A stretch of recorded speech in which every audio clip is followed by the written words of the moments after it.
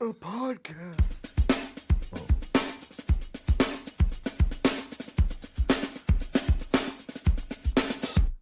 I'm too tired to live.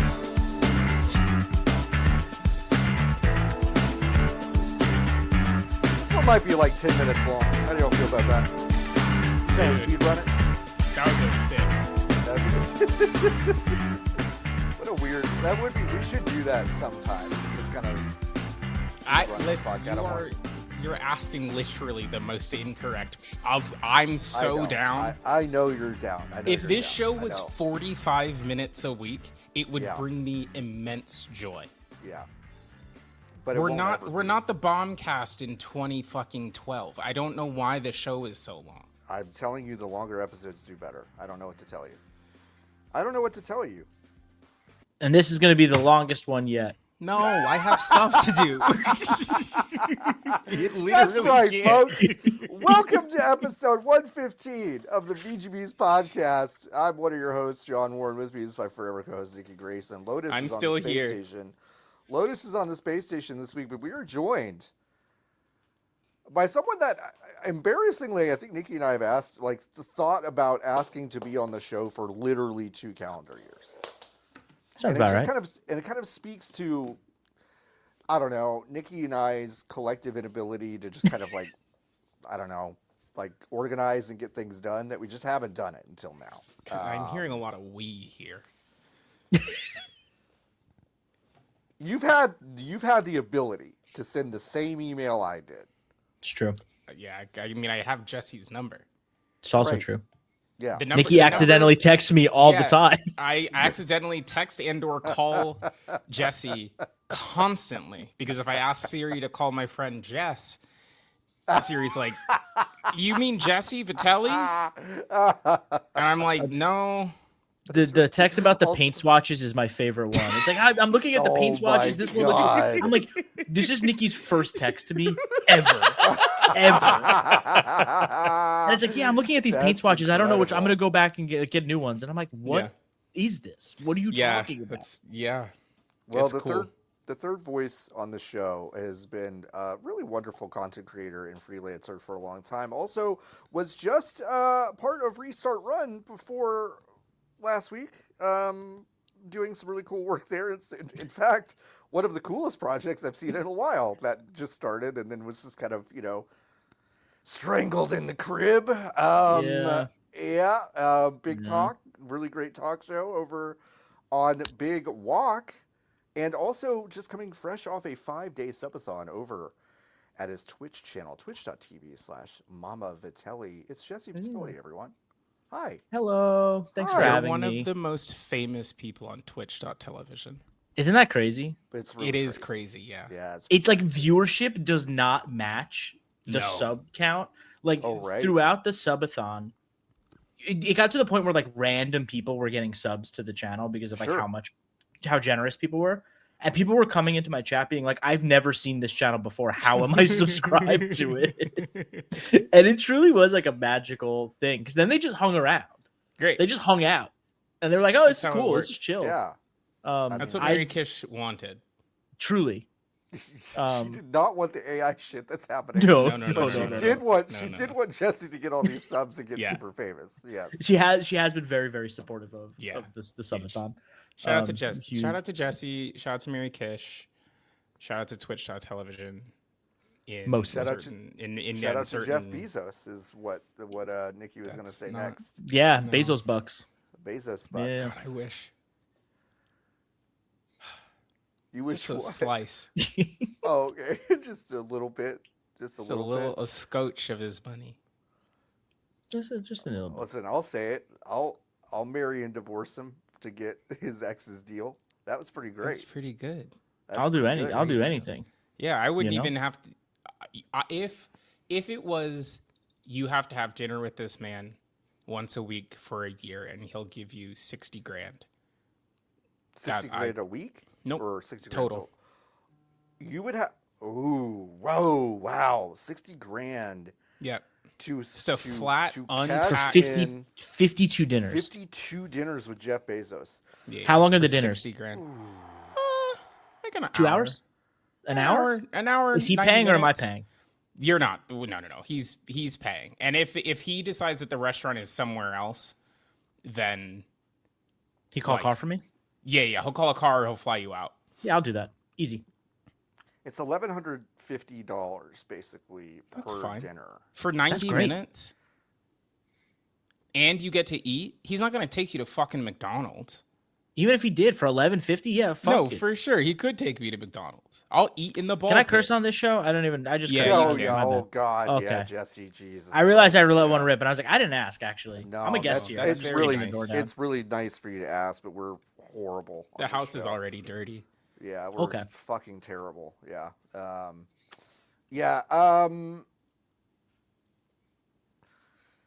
52 dinners though. You're carving out a night every single week for Jeff. hmm Can you double it up, or does it can you do like it has to be once a week? Yep. You can't have a week where you're like, I want to have dinner with you every night, Jeff. I mean, I guess you maybe get a certain number of double ups. Because, Okay. for example, you probably don't want to spend Thanksgiving and Christmas with him. I don't know. I try it. I would probably do one of them. Now, I would be do, fascinated. Would you do be Thanksgiving or Christmas fascinated. with him? Thanksgiving. I also You know, think Thanksgiving. you know, he's gonna just pay for the craziest catering you've ever Yeah. seen. Yeah, the catering would go Thanksgiving. crazy, but also like, what the fuck is he getting on Christmas? Great question.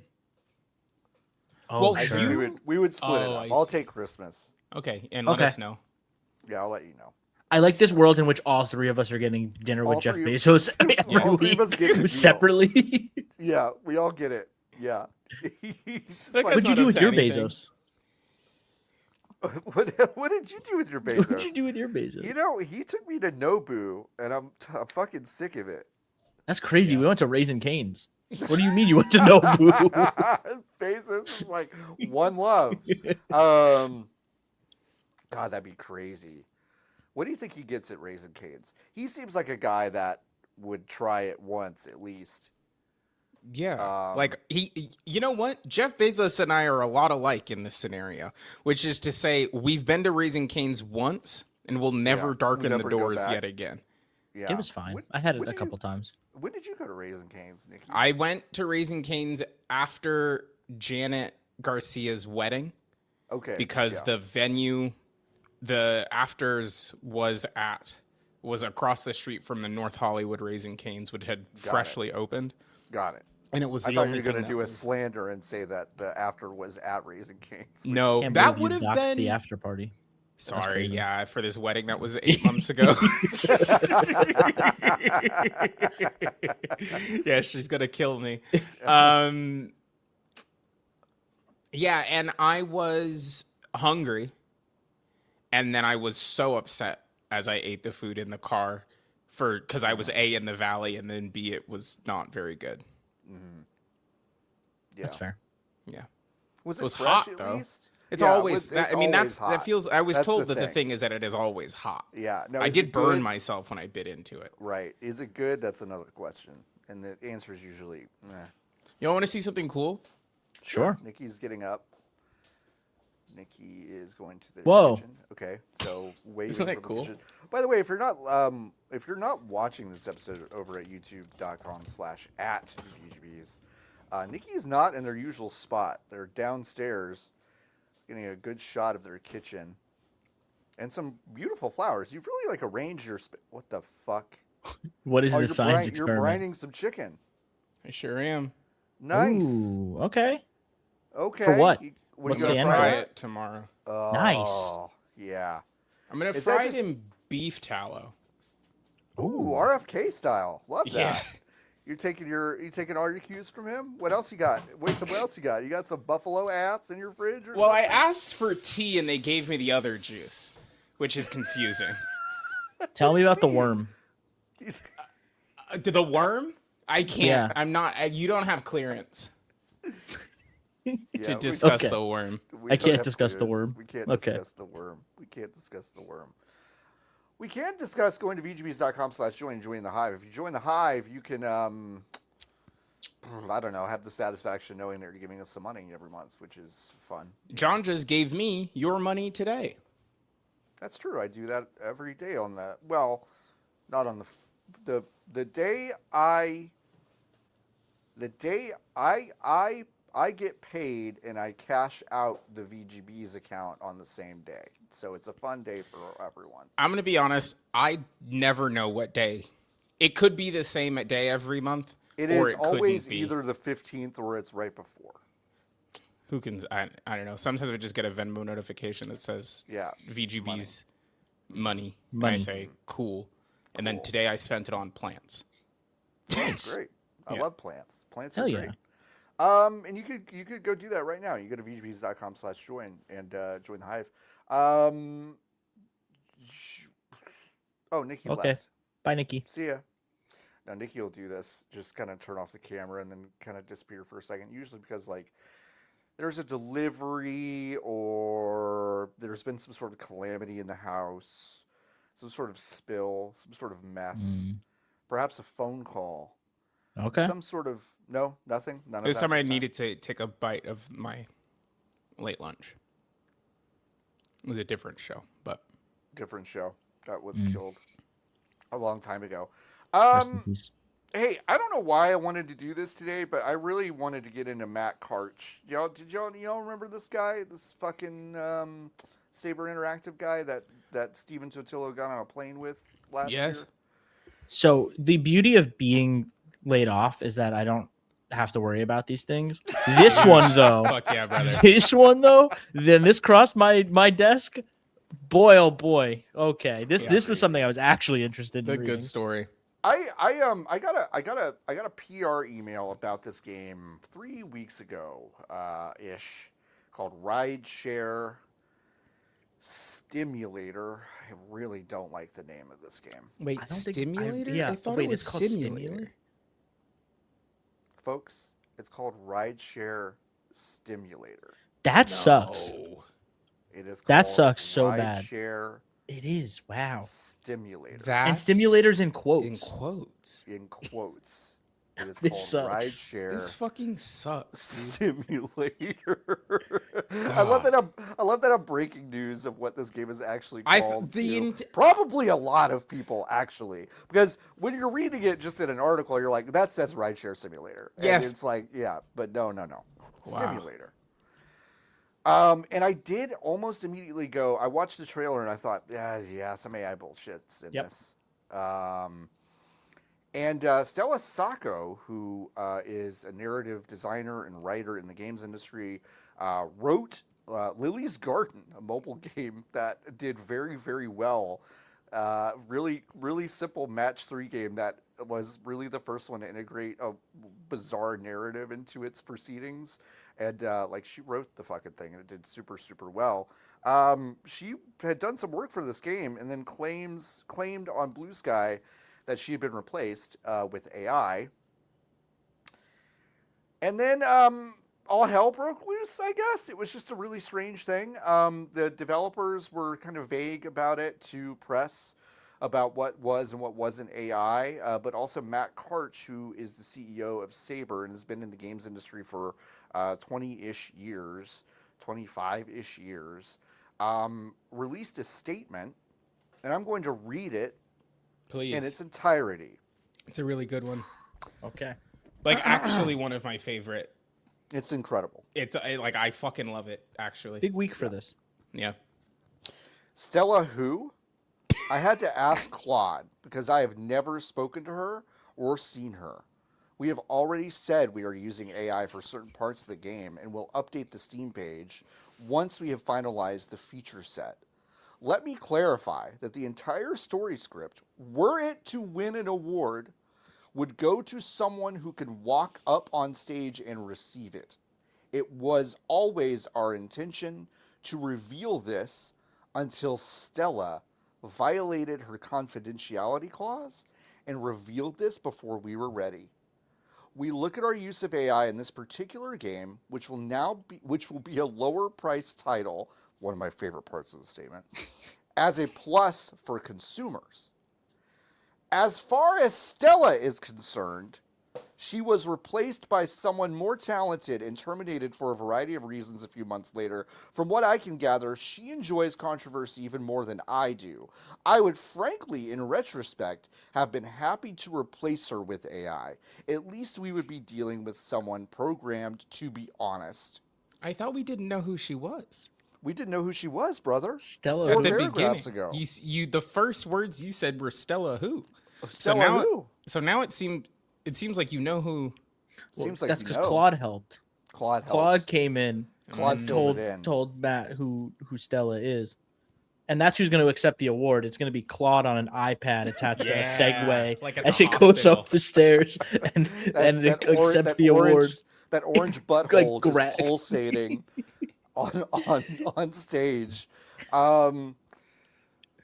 This is like a objectively insane statement. All-timer. It's an all-timer, honestly. And like Stella's reaction to it was also really funny. Of just like, well, I don't, like, What can you do? like what can you say in response to this? Basically, It's like you see, he showed his whole ass right here. That's it. His Like entire ass here. he did this to himself. As of earlier this morning, they finally added an AI clause to the game page. Okay, I see that. and I will also read that.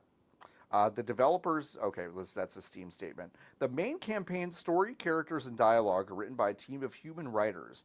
AI tools are used for voice generation and some localization. Okay.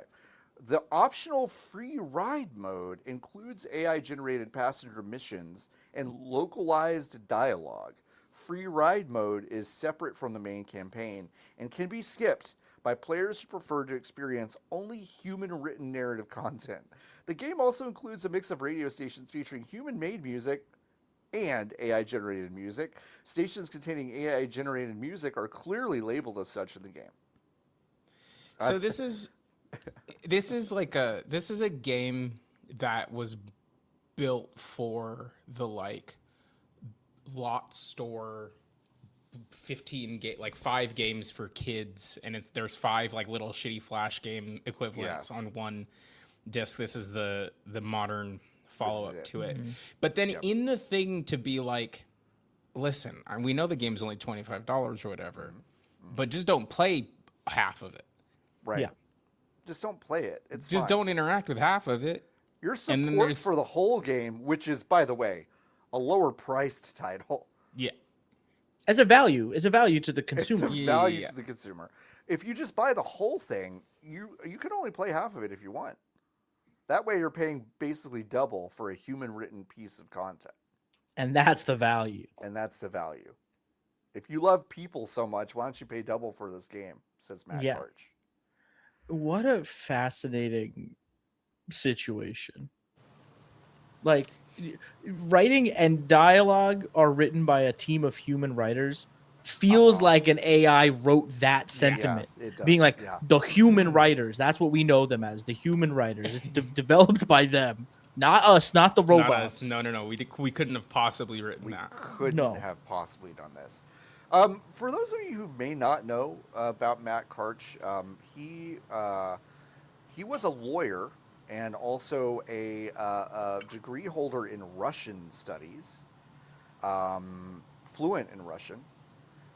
He opened a law firm in Brighton Beach, which is a heavily populated Russian area of New York, and ended up meeting a couple people that introduced him to the world of games. He was a personal investor early in this game company that they were going to call Mammoth. Then they renamed it Saber. And he's basically, his entire ethos, which you can read about in Stephen Totillo's 3-part interview that he did with him on a private jet. That was last year, I think. His entire ethos is like, what if we just outsourced basically everything to places with really cheap market labor, and then we just we do licensed games because we only really like having built-in audiences, unless we're doing this like fuck ass garbage stimulator shit. So he was part of Embracer. They bought Saber for $500 million. Casual. casual. It used to be so good. There used to be so much money. There used to be so much money. And then when the Saudi deal fell through and everyone kind of went their separate ways, he bought it back for them for only $274 million. So Great. it's a reverse flip of just I got the money and then I could just like buy it back for about half. And then he still has the thing He and still has it. And has double the amount of money that he did. Basically, yeah. And also, when the Saudi deal fell through, there was an Embracer investor call that I still think is one of my favorite things that I've ever just watched, and I think I live. We watched that live. Is that really the Lord of the Rings and Friends thing, or is that a different one? Well, that is Middle Earth and that Friends? is them, but that's not the press conference that this was at. This was basically all the investors after the Saudi deal fell through, getting on Lars Vingavor or whatever about how he fucked up the deal, and Matt Karch was on the call and was just like, he was saying stuff like "get over it," like just openly, just kind of like get over it. He was the most glib person I think I've ever seen part of something that fucked up really bad. Anyway, that's that. He actually has been on the record as saying that like massively expensive games that expect to make back double what they spend are killing the industry, except his conclusion is wrong about just like paying for super cheap labor. The NFLPA, the Players Association for the National Football League, did sue Saber for $3 million in unpaid royalties for a game called Wild Card Football. I forgot about this story. That was a Colin Kaepernick arcade football game. And apparently Saber was just like, nah, we're not going to pay you. You know what? I would wager it's because they didn't make $3 million on it. Yeah, I think you're probably right. They didn't have it. They didn't have it. And also, Randy Pitchford and Matt Karch don't like each other, which is really, really funny. So Pitchford has been outspoken about some of the Embracer splinter groups and all that. And then Karch decided to put the license plate thumb drive on a Texas license plate in Rideshare Stimulator. Very good. Just very, very good. A bunch of high school drama. Embarrassing. They only have ever made 2 good video games. They 3. made Space Marine 2. Good video game. Oh, they've made maybe 4 good video games. Okay. Wait, what are the other ones? What else we got? All of the Mud Runners are them. Sure. Okay. That's it. And they've released your favorite game and mine, Busbound. I love Busbound. Killer, Docked, Road Kings. Road Kings. A Quiet Place, The Road Ahead. Holy shit. Exploding Kittens VR. Holy shit. They really are a Flash game company. No, yeah, I'm really telling you, they just make garbage. Yeah. They're doing that. They are doing the new Turok, and they're doing the new Stuntman. Yes. Which I'm sure those projects are thrilled that all of this are going on. Oh, this is happening? Yeah. They're so excited. Yeah. Like Turok and the Stuntman game, I've heard decent things about from people. Yeah, they were playable. Well, Stuntman was playable at SGF, and people did like it. But again, it's not like to the thing that you said earlier. His idea is, what if every video game was as big as they were on the PlayStation 2? Right. Which is, I agree. He's right. Yeah, I agree. He's right. Yeah. He's right. On that part, he is right. He just is approaching it entirely incorrectly. Yeah, his action item is wrong. Yeah, so the fact that Stuntman Hollywood, what is going to feel like a PlayStation 2 game, feels fine if not good, is like not shocking or no. Like honestly like difficult, because it seems like a pretty like you got to just make this stuff feel right. I'm excited to not remember this man's name in a week.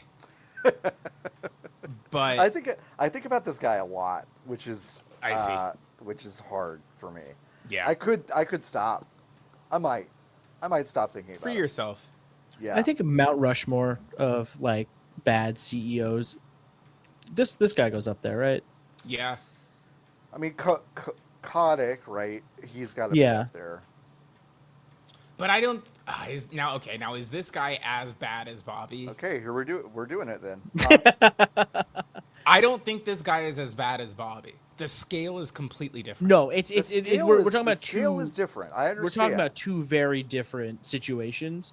Yeah. I guess Mount Rushmore is maybe not the right framing for this.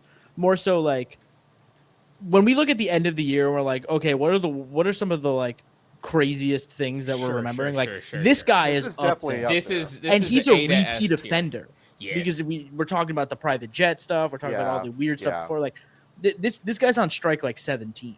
Dude, yeah. So he's up you know there. he's a recurring character, and that's crazy that he's gotten so many chances. Who else is up there with Kotick, though? Probably whoever was CEO of Embracer when that Lars? was. Lars. Yeah, Lars. Lars Vengevors. Oh. Did you just spill? Yep. Oh man. I don't know, probably one of the EA guys. The one Oh, that yeah, looks like a Andrew Bond Wilson's villain. Andrew definitely up Wilson there. looks like a Bond villain. Andrew Wilson's probably got to be up there. Okay, that's fair. That's enough. That's 3 of them, Yeah, right? that's- There's only 3 That's guys up three. there. That's There's only 3 famously- guys up there. Famously, yeah. It's Lincoln. It's actually Lincoln twice and Benjamin Franklin up on Mount Rushmore. I can't imagine owing the NFLPA money. I Like know. that I know. feels So funny. that feels somehow worse than owing like a mafia member money. I know. You know? I know. Yeah. Like I feel like they've got shooters in ways that I know. the mob doesn't at this exact moment. Yeah. I would Yeah, love they- to put all these guys in a room together. Oh, Just have them have a conversation. Like imagine this guy, so Karch, good. and the guy from Mind's Eye. That studio. Imagine that conversation between those two guys. What's his Les Benzies? Benvie? Leslie Benzies? Benzies. Leslie Benzies, that's right. They would Um, probably love each other. It would Benzies and probably be so cool. It would be Karch the would be coolest like- LinkedIn conversation you've ever Karch seen. be like, y'all got a raw deal. Okay. I mean, I got a Mind's Eye email this week. Did y'all get that? Mind's No. Eye. No. What? I also lost access to my email, but Oh. That's fair. You should ask for normally would code. get. Can you email them back and just ask for code? you should play the sabotage mission that tells the story of the whistleblower or whatever Yeah, from of their how company. they got of why the game failed. Okay, They I'm put gonna- in the game. I'm gonna read you. I'm gonna omit some words from this subject line, and I want you to fill in the blanks for me. Okay. Okay. Okay. All right. Okay. Mind's Eye. Blank blank is here. Plus big savings. So what is blank blank is here? You won't get it, but I hope you do. I'm gonna say like creator studio. Okay. And you said that, and the back half of that was like big Plus savings. big savings. Oh, plus. Okay, so that's not an addition. Mind's Eye, helicopter gunner. Okay, Jesse, you're a lot closer than Nikki. Nikki, do you want to take another stab? Helicopter gunner is closer than what did Nikki say? You will absolutely be floored at how close that was. Drivable tank. I feel like you're spiritually further away. Jesse, do you want to give it one more Interesting. crack? Fighter jet. Okay. Grenade football is here. Plus big savings. Grenade football? Spiritually, Jesse, you were No, pretty I close understand. with helicopter. I was kind of like, whoa, you got close. But yeah, grenade football is here. So it says Grenade football. the World Cup may be over, but the football doesn't have to It's stop. been over for 2 weeks. It's been over for a long time. Grenade football swaps boots for launchers in a fast-paced new multiplayer mode where teamwork, timing, and skill decide the winner. It's part of Update 8, one of Mind's Eye's biggest updates yet. Don't other people have to be playing the game for it to be multiplayer? Yeah. Interesting. Yeah. Interesting. Finally, Mind's Eye Um, going boots on the ground. I'm proud of them. John, Finally. please reply to that email right now and just be like, "Can I get 4 PS5 codes, please?" Really, really excited to play grenade football. Yes.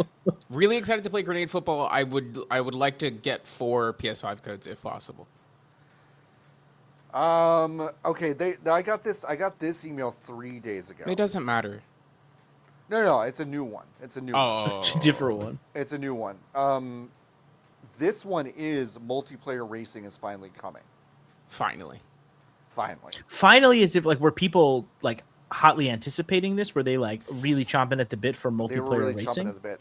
Now, This- hey folks, there's another part of this that I need to discuss. These Mind's Eye emails are going to my shoot regular name Gmail, which does not get Yeah. this kind of email. Yeah, I What do do not they know know? where this is coming from. They're going off that E3 2019 list. Nikki, It's the they Mind's Eye. literally might be. They literally might be. I would not be surprised if Benzies bought that straight from the leaker that worked for that Russian website. It was like, I'll buy this from you. We'll just use this. Because I don't use this email for anything other than like doctor's appointments, basically. And now Mind's Emailing Eye. my parents. And now Mind's Eye. Okay, so you want me to ask for a code? 4. Four Four codes. of them. Well, Okay, we got it's it. a multiplayer experience. Yeah, John. we need No, to be you're able to play so grenade right. football. I apologize for being so stupid. Okay, It one second. feels like them adding multiplayer racing is obviously sad. Mind's Eye is a sad video game made by sad people, but there is something especially sad because it is very clear to me when you say that he was like, well, what do people do in GTA Online? Well, they have weird fucked up game modes where you can shoot each other and do weird sports, but not really. You can race multiplayer on big, stupid tracks. Yep. And then you can hang out in the open world. We can't do the third one, but we can do the first 2. And then he went downstairs and asked how long it was going to take, and they were like, "It's going to take 6 months." Like a really long time. Like a whole mode that doesn't do what the other game does? Yeah, man, that's like a big fucking deal. And there are only 7 of us left. Like, I don't know what to tell you. You know what's crazy though, Nikki, is that I actually feel like I feel like Benzies and whoever worked on First Light are kind of the same, because it does feel like First Light does suffer from a little bit of like, hey, we had this idea, should we flesh it out? And it's like, nah, we don't really have time. That's the whole video It's a game, good though, game. unfortunate. I like Yeah, that game a lot. I but I'm love saying- that game. Yeah. It but is. They did. I would say it's a little different. Mind's is a Eye little was different. never going to get finished. That is true. That is true. That is Off true. rip. That is true. That is true. 007 First Light's problem is that, like, 6 weeks before the game came out, someone finally looked at a calendar. Yeah.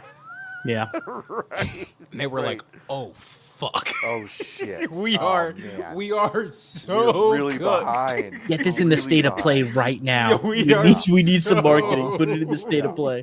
We're so cooked. We're so fucked. Yeah. Yeah. Well.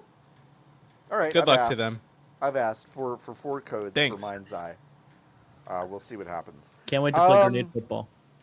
Can't wait to play, because the World Cup is over, and I just sit here and I go, what can I do to fill the time That now you the were- World yeah, Cup yeah, yeah. is over? Because there's And no it's like, soccer on there's TV. no Yeah, soccer no- on TV. I don't want to play FIFA or I rematch don't want to play or FIFA. whatever. I want Rocket to play League even. Rocket grenade League. football. No, I fuck just- Rocket fuck League. that.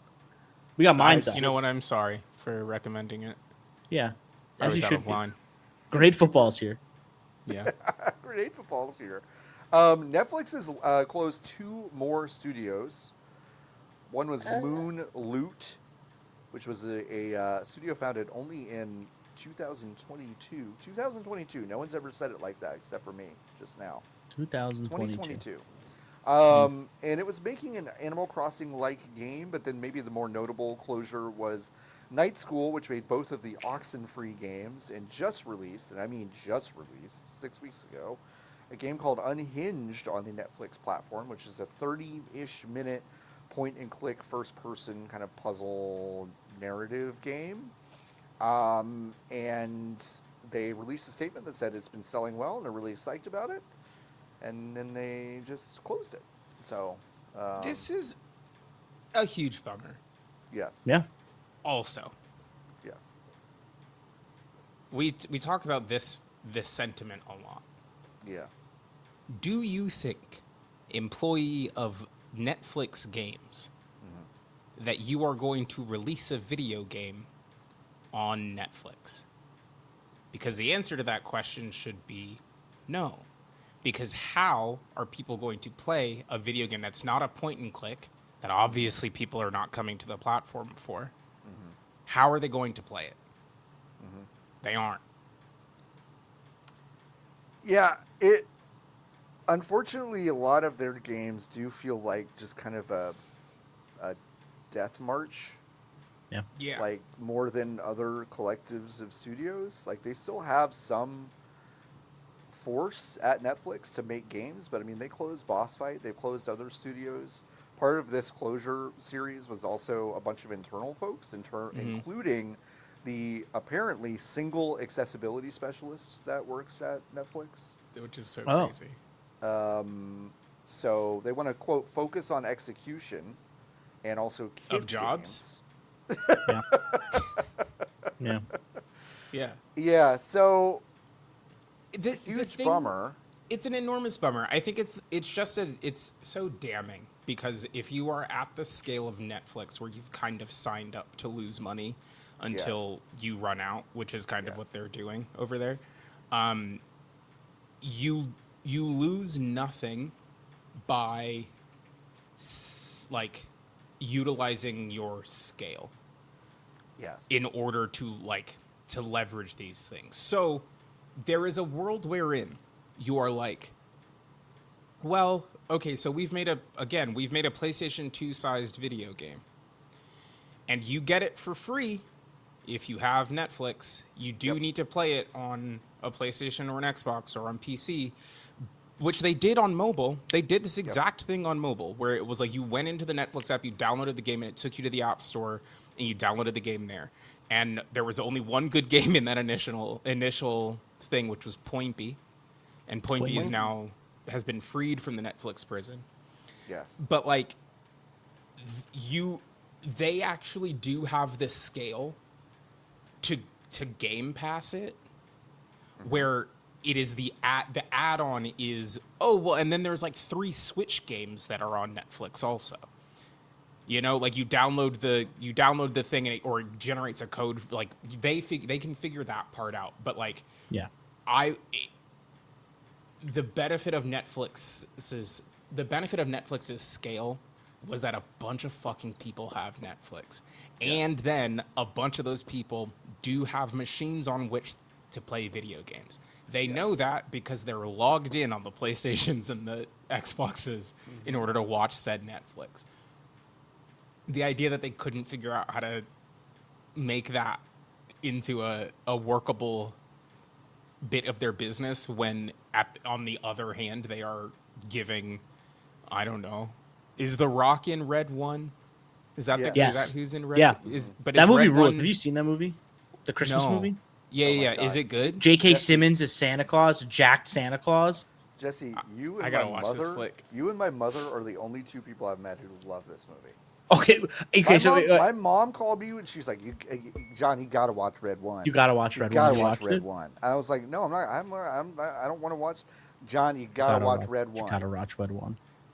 Listen, I'm telling you. when it's seasonal, I have Netflix now. So when Okay. it comes, thank you. I realized that I remember 2 weeks ago when I was like, these fucking idiots don't even know that they get Netflix with T-Mobile. I didn't know I got one of Netflix those with people. T-Mobile. And then I signed up for Netflix, and now I have Netflix. Nice. But it's with commercials, and that's unpleasant. Oh, brutal. boo. You hate Yeah. to see it. You hate Yeah. to see it. Red 1 though. I'll watch Red 1 on my birthday, December 2nd. I'll lock in and I'll watch Red. Star-studded cast. Truly. Ryan Reynolds in that one too. Hold on. I wanna.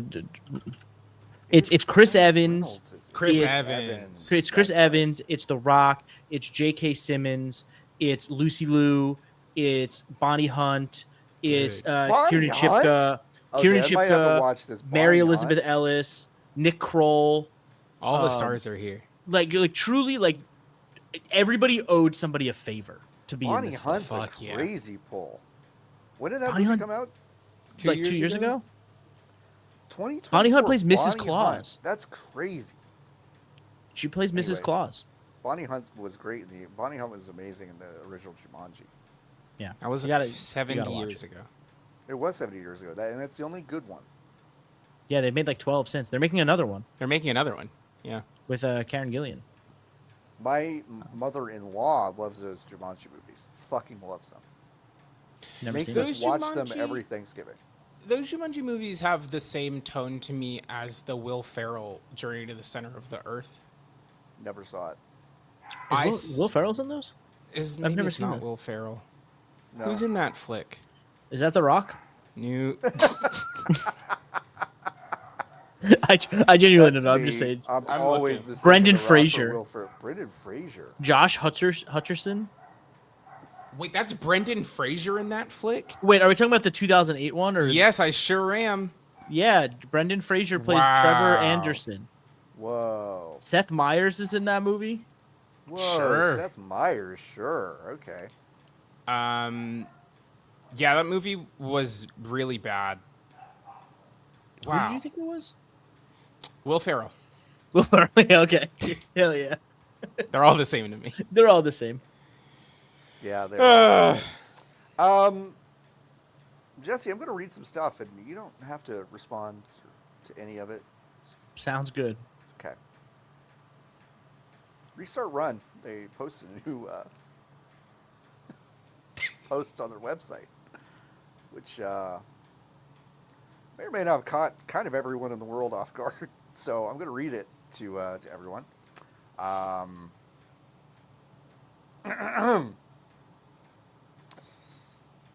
Oh, here's the one thing I might ask for your help on, Jesse. Can you tell Sure. me how to pronounce this man's last name? Gaudiosi, I believe, Okay, or Gaudiosi. It might be. It might be Gaudiosi. like a Okay, deep thank you. guttural. great. Gaul. Moonrock's John Gaudiosi posted on August 13th, 2026. What's next for Restart? Restart.Run, I'm just reading it. Restart.Run is changing shape, and I'd rather tell you what that means than let people fill in the blanks. We're moving off daily coverage. The daily desk is winding down, and the team that ran it is moving on to other things. Crazy way to say that. Before anything else, I want to commend what they built here. They took a new site to a real audience from a standing start at a moment when most people will tell you that isn't possible anymore. Every word on Restart was written by a person. That was a bet we made on day one. We were never tempted to cut that corner, which I'm so proud of. Also an odd thing to say. The site stays up. Everything we've published stays exactly where it is in its current form for as long as we can keep it there. I've watched too many publications go dark overnight with years of reporting disappearing because no one thought it was worth keeping online. That's true. That isn't happening here. The work stays readable and linkable for the people who made it. What comes next is a smaller number of much bigger efforts under the Restart banner. Crazy phrase. Milestone coverage rather than a daily feed. GTA 6 is the obvious place to start, and there's a way to cover a launch like that, which is still worth reading a year later. That's the kind of thing we want to be making. We're in conversations now, and we'll announce the next project when it's ready. When the next project is real, we're going back to our former staff first, the way we did when we built this thing to begin with. If the timing works for them, that would be great.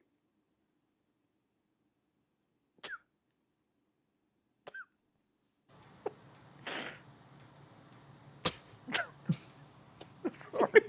It's just a really crazy thing to say. If It's the such an timing works for them, that would be... Okay, Like, if they've landed please somewhere, finish, please finish. If they've landed somewhere they love by then, that's a good outcome too. Thanks for reading Restart.Run. More soon. Anyway, When we got laid off from Fanbyte. Yeah. The HR guy, Ray, Ray. sent an email, and in the email, there was a line that was God. everyone, most American workers lose 5 to 6 jobs in your lifetime. That's a wild Or thing to something, which is an insane thing for the guy who fired He's me laying you to off? say. Yeah. And at that point in time, I thought that was maybe kind of the most embarrassing thing that I would see from one of these. Because I did also, critically, after this man... after I was in the Google Meet that he ended early because our IT guy was pulled the plug based on what Ray had told him, pulled the plug while he was still meeting with people. So he was in the middle of the meeting with me when I lost access to Google. And then he was unable to schedule his subsequent meetings because everyone's had. So then he started to have to call. And I got his phone number and I called him and I said, "So what are you doing? How are you paying Charles Hart now of Game Informer?" And he was like, "What?" And I was like, "So I was the guy who approved his timesheet. So are you gonna do that now, or what's your plan there?" And he said, "I don't know who that is." I said, "You should probably figure that out." And then I hung up. And I thought that was gonna be the peak. They're kissing. They're up there at the top, both of these, for me. Yeah. I listen, if the timing works for them, that would be great. The only thing I could say about this, Yes. I have no idea what this is. Yeah, no, for sure. This has never come across my desk in any way, shape, or form. Yeah. Did not know this statement exists, was going to exist. No, I got nothing on this. So I read that same as everybody else when it came out. I can speak for other people who worked there to say that, no one knew that this was coming. No one knows what this is. Yeah. Nope. No idea what that is. But like Jesse, if the timing works for you, that would be great. It'd be great. It'd be great. If the timing works, that could be great. Crazy. If the timing works for them, that would be great.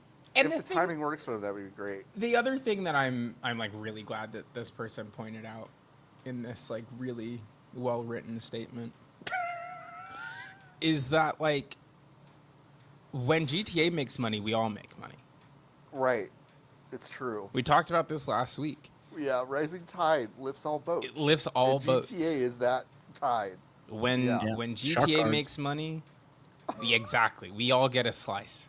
We all get a slice. We all get a little slice. And Do you know how we're big... all rooting for it. That's why the Bank of America guy is rooting for it. That's exactly right. Because he gets a slice too. You know? Yeah. Do you know how big Giant Bomb is now?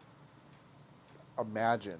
Will be as big as they are right now. When GTA move over, Strauss Zelnick. Move over. Giant Bomb's going to be right there next to him. Yeah. It's going to be fucking awesome. Anyway, that's crazy. Well, let's move on. This is a really short one. It's no big deal. It's just I was surprised and happy to read it. Pokemon Pokopia sold 5 million units, which is rad as shit. Great job. Actually, like Good really job, cool. Good job, Pokemon. Good job, Pokemon. They figured out a way to sell a Pokemon game. Listen, I'm just saying this is notable for me because as someone who actually only began to like Pokemon because of this game, I'm like, okay, sick. So they're gonna maybe be incentivized to like experiment a little bit more, which it would be good for me. I like. They're not going to experiment. They're just going to make another Pokopia. They're like, we can just keep making this exact. We're going to stay in our lane now. Drill, baby, drill. Tunnel vision, just straight ahead. How many Switch 2s have they sold? At least double that. I want to say 23.6. So a quarter. Okay, I'm behind. A quarter of the people who have a Switch 2 have this video game. Pokopia, which is nuts. That's fucking crazy. I mean, Pokemon games routinely sell like crazy, so I'm not super shocked. But like, this is obviously for a spin-off is huge. But it's also the Dragon Quest Builders 2 team. So if you knew, you knew. I know. You know what I mean? Yeah. I mean, real heads knew. And that was weirdly the thing that I think in the run up to Pokopia, maybe I was just like, maybe my maybe my like vision of this game was off because it was just Pokemon and I was like dismissing it a little bit. And also I was more of what's the name of that other game that was introduced during the fucking direct that was like that has a crazy name? Nikki, do you remember the name of that game? Dinkum. Thank you. Dinkum. Yeah, Yeah. I was more of a Dinkum guy. Yeah, You for know, sure. All no. the stores are here. Dinkum. And But to what was me- there was another one in there too. But to me, I was kind of, I was like, the Dragon Quest builders of it all was a little bit like off to me until until it was like staring me right in the face. Yeah. And I was like, once I really put those things together, I was like, oh, this game's gonna be sick, and it was. Yeah. It is the best-selling Switch 2 game not called Mario Kart World, which you can't really bananas. count because it comes with It comes with it. or came with it, I Came guess. with it. Yeah. Yeah. It has sold more than Donkey Kong Bonanza. That doesn't totally surprise me because Bonanza is, I will say, Bonanza is weird in some ways. Yeah. I love that game, but it is strange. But Would y'all- Pokopia is what? Can y'all give me 437?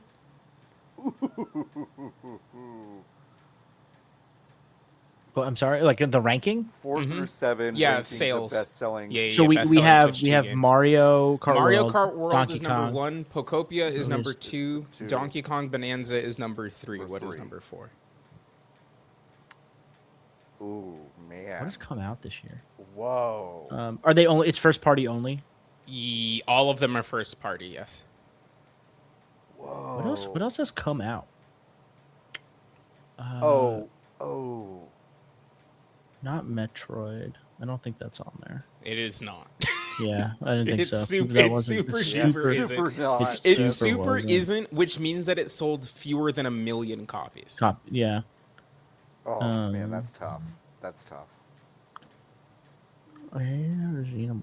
Or I guess that maybe this list hasn't been updated.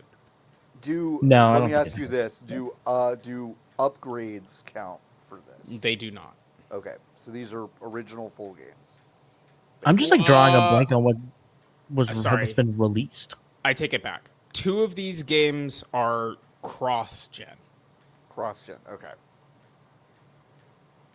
Jesse, I'm having the same issue you are. I don't really remember what has come out since Super Mario Party Jamboree TV, whatever the hell that thing's Yeah, called. yeah.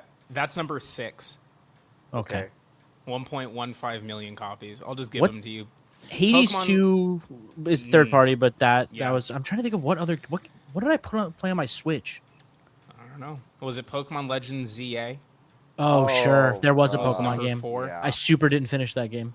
Yeah. Kirby Air Riders is number 5. Whoa. That's crazy. I'm surprised that did that well. Mario Party Jamboree Uh-huh. number 6. Sorry, I'll use the full Christian name. Super Mario Party Jamboree hyphen you. Nintendo Switch 2 edition plus Jamboree TV. Ding. Oh, what about Meetup in Bella Bell Park? Is that on there? Super Mario Not Wonder even- plus didn't Meetup in even Bella Bell sniff. Park? Number 7 is Hyrule Warriors: Age of Imprisonment. Oh, Age of Imprisonment. Shit. These aren't real Yeah. video games. Yeah. No, they're not.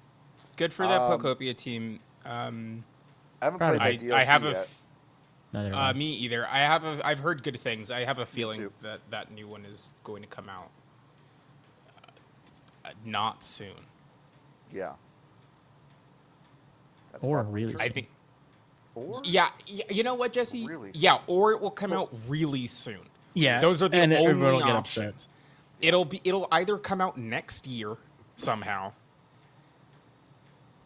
or it won't be until 2030. Yeah, the Yeah. Switch 3. Yeah. Nikki, when was it that we were talking about Rockstar and Take-Two kind of like taking over more sports things? It was that last EA week. might fumble. It was last week, huh? It was literally last week. This was filed on August 13th for Daily Hive. This is a Vancouver news piece. Take-Two has opened a new studio in Vancouver. In Vancouver? In Whoa. Vancouver. Yeah, that's really interesting because you know where the 'Cause you know where EAFC the team is? EAFC team is? That's in Vancouver. huh? They're kind of in Vancouver. Yeah. So last week, Nikki and I talked directly to the idea that this EA Saudi deal may result in some sort of fire sale of sports licensed assets, including the NFL and FIFA and also other soccer licenses. And boy, wouldn't it be interesting if Take-Two was the group that kind of took all this on? And it does feel like maybe they're preparing for that reality. Because do you know who the head of the studio is? Who is it, John? It's Aaron McHardy, who was one of the directors on the FIFA franchise. So, really interesting idea here. Interesting. Take-Two might be looking at the circumstances of kind of the games industry and going, ooh, we can see some opportunities on the horizon. Or they're listening to the podcast. Or they're listening to our podcast. The more likely outcome. Yes. Yes. I think, they opened a Vancouver studio in the last week. They heard the episode and they were like, God, get the fucking real estate now. Get our real estate guy on the phone right now. Get on Zillow. We need 20,000 fucking square feet. Go get the FIFA guy now. Give him whatever he wants. 350K, do it. So anyway, that's all. It's just a really interesting note. Just, I mean, it probably means nothing. Probably means nothing. It probably doesn't Yeah. mean anything. Probably nothing. Don't worry about it. Don't think too hard about it. Don't worry about it. The Wolverine and Fire Emblem previews dropped. I don't really have a lot to say. I watched a lot of the Wolverine stuff.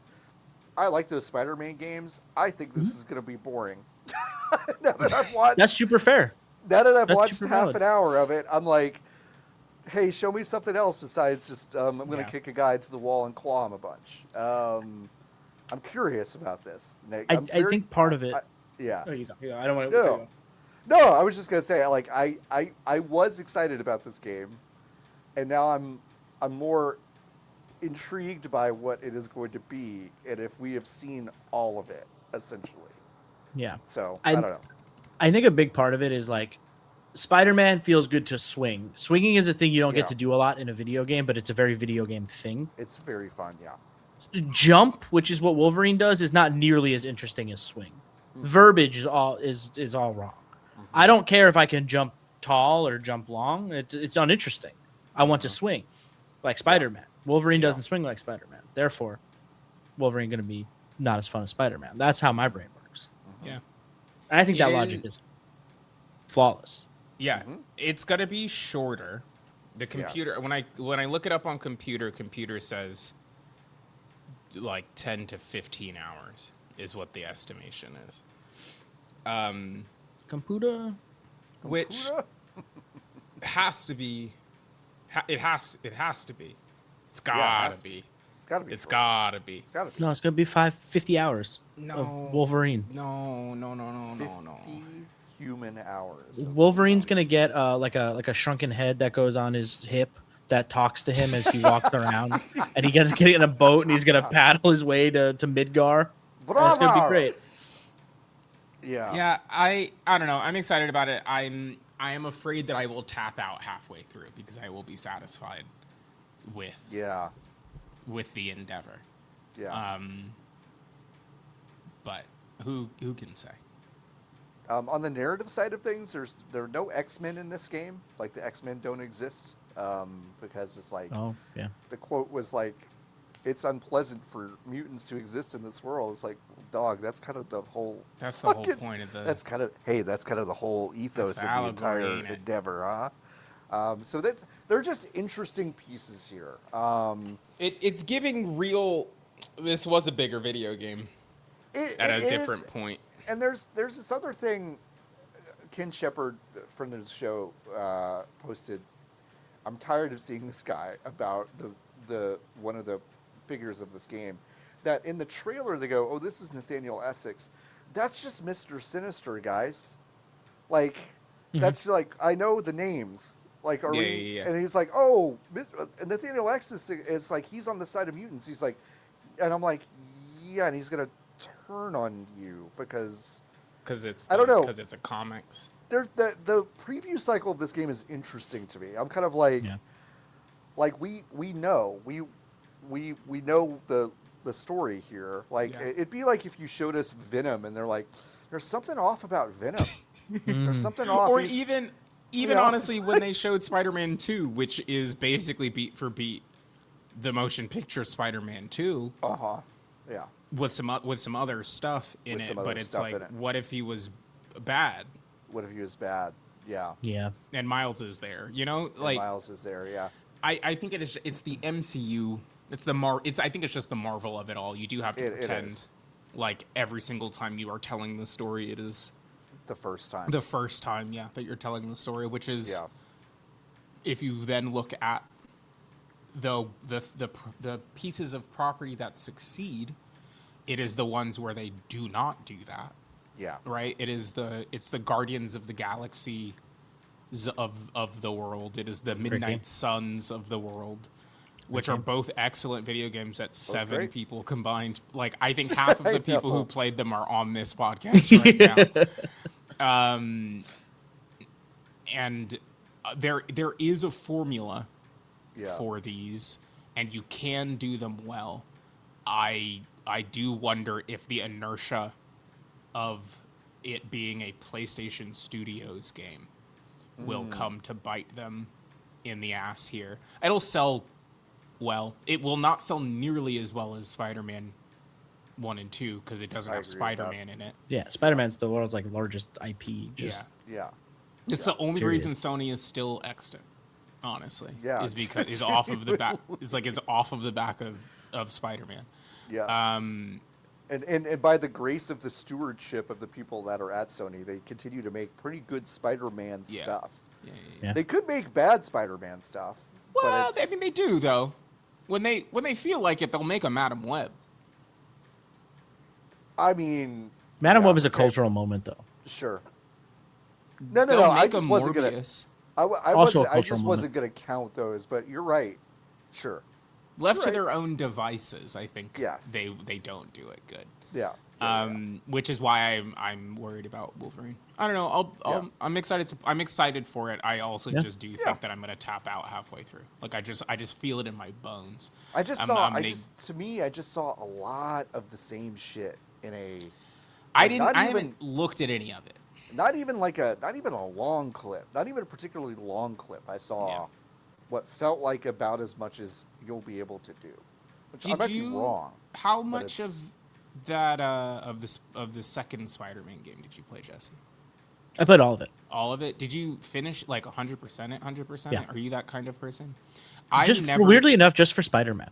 I'm the same way. There's no other video game where I ever have felt the urge to be like, I gotta get all the shit.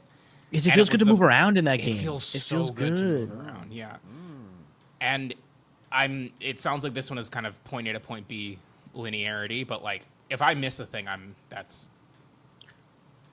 gonna be you're not gonna replay something. Yeah. I do wonder with like the preview cycle of this game and how much we have seen / how much we haven't seen. I wonder if any of that's been changed after like that massive leak that they had like a while ago. Yeah. And now they're maybe just like too scared. They're like, we don't want to put out anything until it's like polished and perfect because we got roasted and just like torn to shreds when all that like pre-alpha stuff got leaked. It's possible. I mean, because it feels weird. It feels weird. It does feel weird, which I think is the point. Is like this should feel exciting and interesting and new in a lot of ways because like we really haven't had a Wolverine-centered property in games in like a really long time. Actually, what was that canceled 360 X-Men game that they put on the shelves and then took off the shelves? Oh, I put a lot of X-Men games on the 360. I don't know anything. Yeah, there were a lot of X-Men games on 360. Like all the all those like isometric like, action RPGs. X-Men Destiny. X-Men Destiny. Wow, I don't even remember this. X-Men Destiny. I thought they stopped making Destiny. This was before that. Oh, the progenitor. This was a Silicon Knights. Yeah, Knights one. They stole Unreal, and Epic was That's right. You owe us money for using Unreal, and they were Holy shit! We don't have money to pay for Unreal after we made the whole video game and also pressed it to discs and also shipped it. So then they took it off the shelves. They took it off the store. Wow. Well, it did. It was not well liked even in the moment that it was on the shelf. I will say that. Wow, I really forgot about that. That's crazy. The Silicon Knights. Jesus Christ, I didn't think about that. I haven't thought about that in a long time. And then Fire Emblem Fortune's Weave. That preview also dropped. That game is apparently massive, like really, really, really, really, really, really massive. Which is interesting to me because I felt like Three Houses was like, oh wow, they made a really beefy one of these, and apparently Fortune's Weave is kind of like, oh wow, you made a beefier version of one of these, which is big. I mean, I wonder how much of that was in response to the last one feeling like such a kind of a not a misfire, but it's like it felt small by comparison. I think. Yeah, it's like Three Houses is so beloved, and then no one talks about Engage, and I do wonder if like Three Houses was made, and then there was like another section of the studio working on Engage, which seemed like a much smaller, less ambitious project, and then everyone else has just been working on this game for like because everything I hear about this game is like it's huge, it's like not 100 hours, but it's like you're crazy. That direct had so much information in it and was like it's multiple acts and there's like a dungeon god crawling and you go back in time. Yeah, it's really weird. Yeah, there's all these other mechanics that have like been present in other Fire Emblem games here and there, like the dungeon crawling and all that stuff is like shown up in other Fire Emblem games, but this one's like we got it all, and I'm like I'm so glad you're dropping in the middle of September. Nothing else around it. I have nothing to do but play Fire Emblem. Not a single other game to play. Yeah.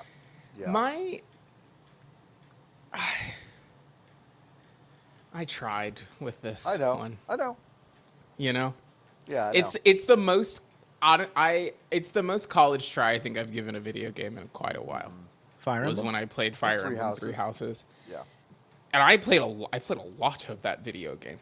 Yeah. And then was like, I don't think. What was it that was just not doing it for you?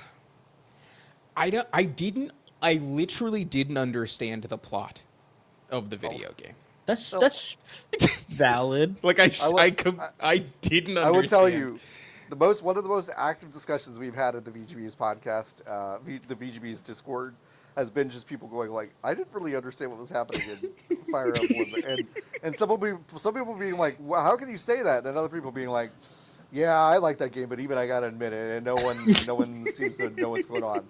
So there's like this is not this is a fairly common view, I do think. The part where I was playing the video game, which is the tactics on the grid, as it were. Yeah, you enjoyed that. That part was fine. Yeah. I think I just wish it was like 15 hours, maybe. Sure. Okay. You know? Have you played Fire Emblem Engage? Is that what that is? It's shorter for sure. It's got less of the riffraff, I think. I don't know if it would be less confusing.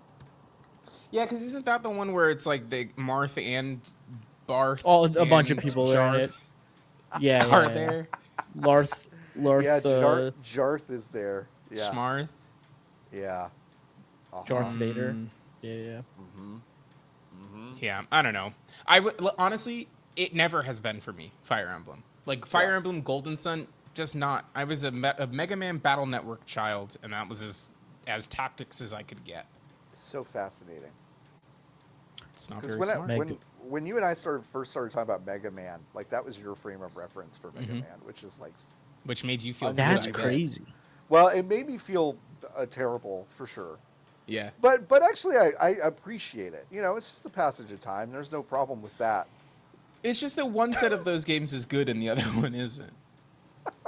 Interesting. Fascinating. So I don't necessarily disagree with the idea.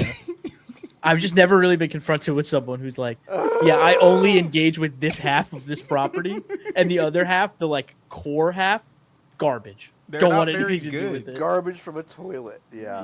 Wow. The music from 2 is very good. Oh yeah, no, 2's really good.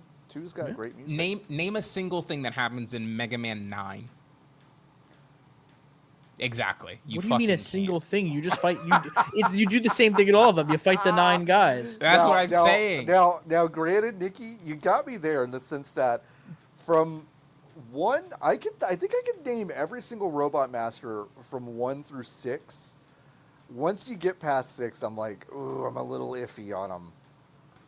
9 was a return to the 8-bit graphics. Okay, because 8 was PlayStation. And 9 was like just returned to 8-bit. Sure. As was 10, and then 11 was some other bullshit. Yeah. And what's the next one? The one that's coming up called? What's the new I can Mega tell Man you. game called? I can do it. Yeah. But John, Tag me in when you're ready. Yeah. John. Just tag Jesse in, but just for a second, because they announced it at the Game Awards. No, I was watching. You were watching. So if you could just Mega Man. Good. That's huge. That's a good start. That's great start. Solid foundation. Mega Man update or something like that. It's something some bullshit. I mean, it is some bullshit. It is some bullshit, but it's not update. All right, what is it, Jesse? I'm tagging you in. Mega Man Dual Overdrive. That's right. Dual Overdrive. That's a Terrible. bad title. That's a bad name. Yeah. That's a bad name. Also, the game looks bad, if I'm It remembering looks terrible. correctly. Yeah, it doesn't look good. It doesn't look good. I love Mega Man, but yeah, these don't look good. All right, one last news story. South of Midnight is now listed as self-published. But in all of the reporting on this story, everyone seemed to frame it like, oh, there's no excuse. By the way, go to nogamesforgenocide.com because we are going to talk about Xbox for a nanosecond. Everyone reported has kind of framed it like, oh, there's no reason why you shouldn't play this game. Which, by the way, South of Midnight is really good, to be clear. Mm-hmm. But everyone's saying like, oh, there's no reason not to support it now because it's self-published. But Autumn Wright, who is a freelance journalist, reached out to Compulsion about whether or not they have to pay back royalties for these new sales, which would make a lot of sense due to the way these deals are usually structured. And Compulsion never wrote back, and Compulsion apparently never confirmed this to anybody else that reported it. So this is kind of a non-thing, but I'm just putting it out there as we don't know the answer to this yet, if Compulsion's got to pay royalties back to Xbox. And yeah, I don't know. Just putting that out there. It may not be safe to go in those waters, but listen, if you've already played this game, or if you don't care about being complicit in genocide, South of Midnight's good. So, too bad they got caught up in this mess. Too bad. Good game, though. We played some video games this week, folks. We did it. We fucking did it. I can't believe we played some video games. By my count, we played 5 games, but I'm willing to... One of yours doesn't count. One of mine doesn't count, so I'm willing to kill it. I'm going to kill it. It's like 70 years old. Because it's old. Oh, it's old. Yeah, old games don't count. It's old, and I've also talked about it, I don't know, 4 or 5 times on the show. So sure. I'm going to kill it. Niki, we're going to start with you because you've got 2. I do. I want you to tell me about Esoteric Ebb. You got it, bud.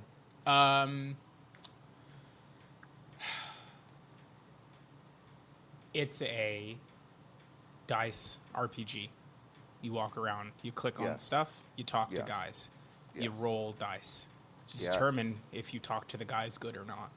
You've also got the voices in your head, they talk to me, like Randy Orton, or Disco Elysium. So that was really good, by the way. Thanks. It's a lot. It's just kind of a Disco Elysium, and what I said on If You're Driving this week, it's Disco Elysium, except the people who made it don't all suck, which is a huge. It's fucking huge. Huge. It's really funny. It's really funny. I had a very long conversation with a man about his milk side hustle, where I just asked him questions about where he was getting milk from and who he was selling it to. And it was a very one-sided conversation. I like the writing in this game quite a bit. it has all of the like, how do I say? I don't think there's a way to say this kindly. It is a game that is fun if your brain is too big, and it's a game that is fun if you like the idea of having a brain that is too big. Does that make sense? It doesn't make you interact with a bunch of world horse shit if you don't want to, and then all of the lore that is there you can choose to dig into, and that is legitimately very interesting in the 2 hours that I have played. And So I have what you're saying is you felt like Disco Elysium made you kind of like sat you there and held your head, that Yes. made you have to. I was like, look at the politics of this place where Got it. everyone's kind of racist, and I was Sure. like, yeah, dog, Yep. I know. And listen, I'm very early. It seems like I'm in it for the long haul. I found my Steam Deck. Whoa. So I'm gonna start playing it on there. Wow. It is not on the Macintosh, which is a bummer. But it does work in this program called it's on my Crossover, which is a program that uses Wine emulation, and the people who did Wine are also the people who did Proton, like the Proton layer for Linux, so that can just run Windows games, and it works on this. Crossover does cost like $70, and there's a slim chance in hell that I will be spending the $70 to play the video game, to play this video game this way, especially because it makes my computer so hot. Yeah. Like so hot, like hot to the touch. Feels like it would burn me. Dangerously hot. Surprised that the computer has not turned off. I have bounced out 6K video on this MacBook Pro. I have an M4 Pro MacBook Pro. I have bounced out 6K video on here, and the fans haven't turned on before. Opening the video game in this immediately spikes the temperatures and spins up the fans inside. So it doesn't feel ideal. It's not optimized. No, is what it's you're not. saying. No. Yeah. This Windows game is not optimized to be running through like Crazy. 7 conversion layers on Mac OS. So anyway, I hope. I mean, I don't know. The game's been out for a minute. I don't know if a Mac version will ever come, but it would make me very happy if it did. But in the meantime, I will play it on my desktop Mac Mini and the Steam Deck, and hopefully approach it that way. My problem with playing it on the Steam Deck, and I've immediately run into this issue again, I sound like a broken record, I hate holding that thing. The buttons all feel bad, the screen is too small, the text on the screen is basically unreadable. Sure. There's no... I could make this text in the game bigger, but then it compromises the both visual aesthetic and the UI UX, because it itself is like optimized for Steam Deck, but that doesn't mean anything. Increasingly that label is like, whether it works well for Steam Deck is increasingly meaningless. I've found.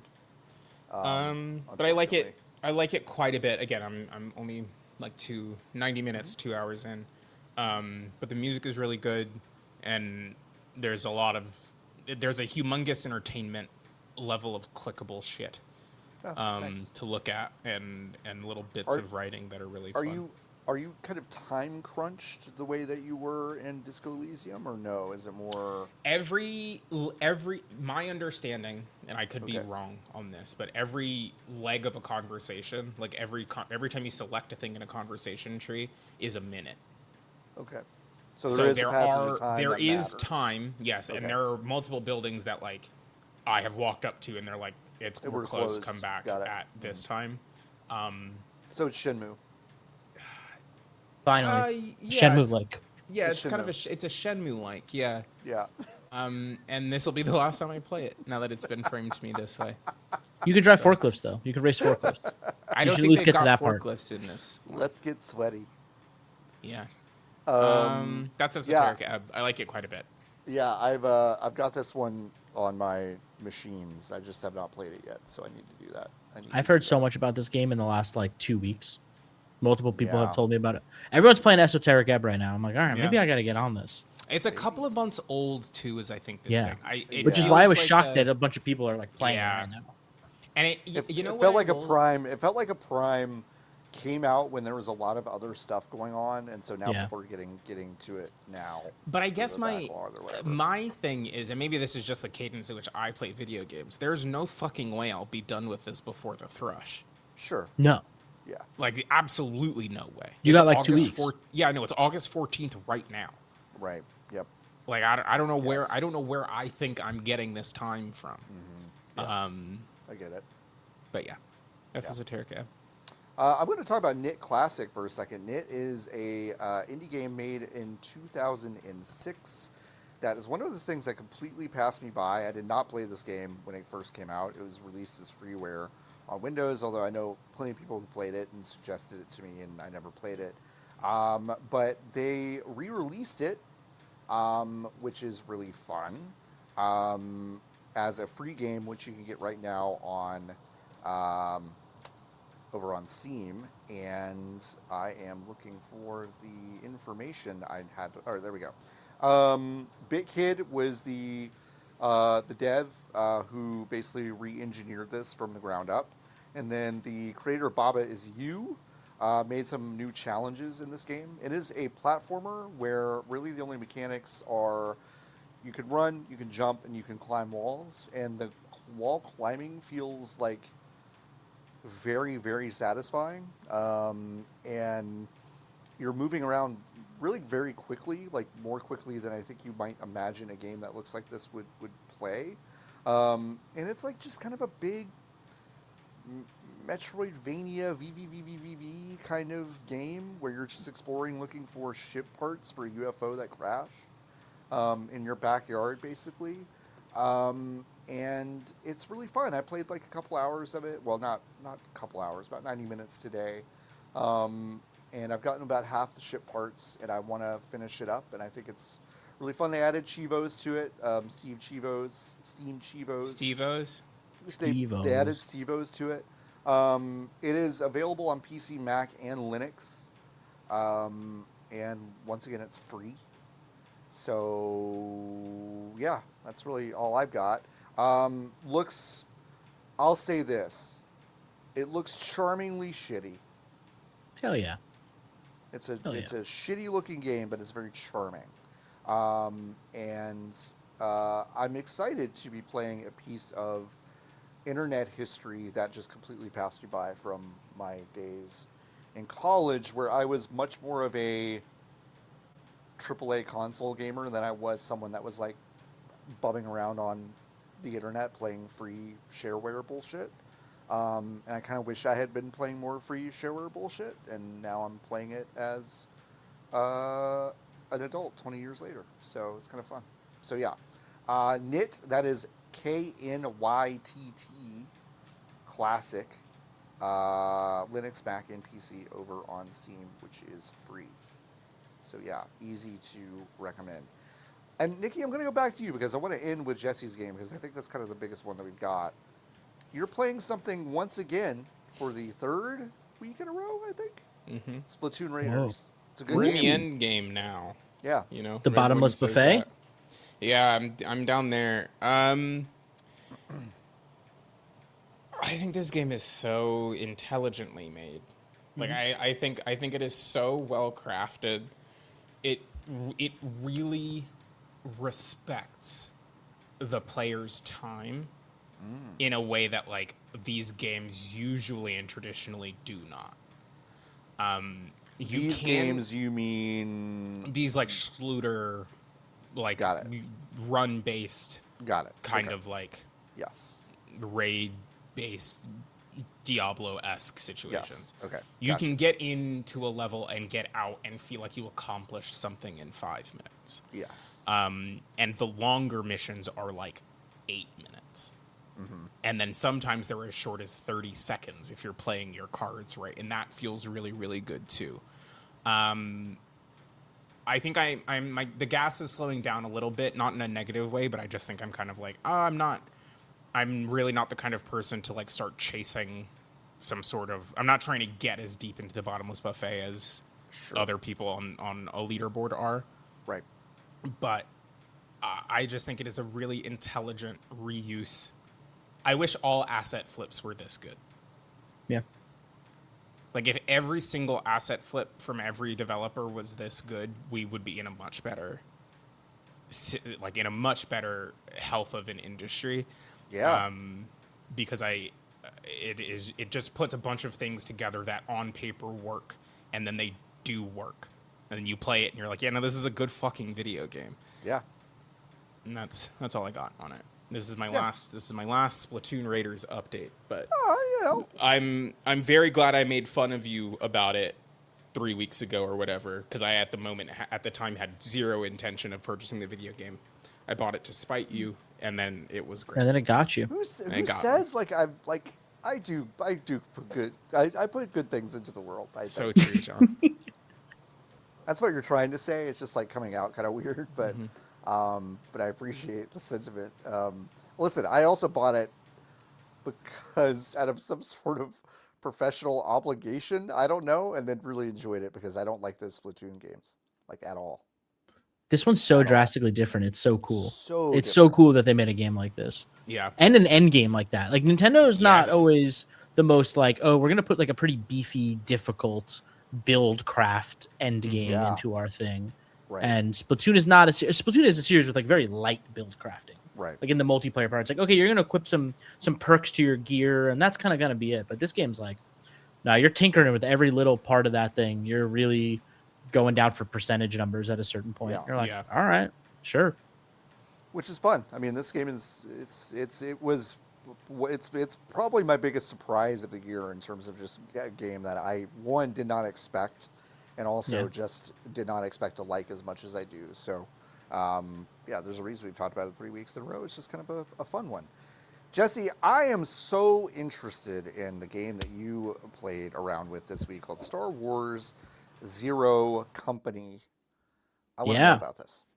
Yeah, so this was one of the things I was doing before being laid off, because previews came out this week, so I can finally talk about Star Wars Zero Company. I played what I believe is like roughly the first act of that game. We got like a pretty beefy look. It was the game kind of works in cycles. So for people who don't know, Star Wars Zero Company is the game by Bit Reactor. It's a bunch of ex-Firaxis people, known for XCOM. So it's the Star Wars tactics game that's been shown around.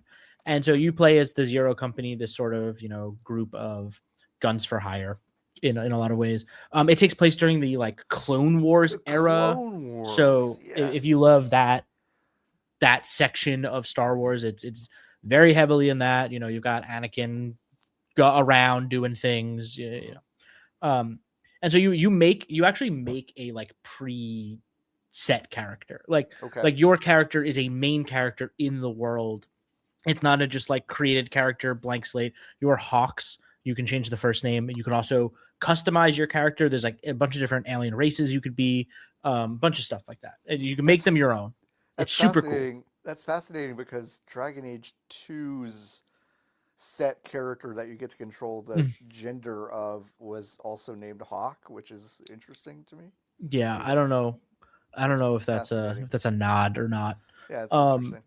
But it was really cool, and they showed us the presentation. They showed us like the opening cutscene, but the character was constantly switching in the trailer to like all the different versions that it could be. So it's just like, hey, you get to make your own. They have a set backstory, but you get to make them your own.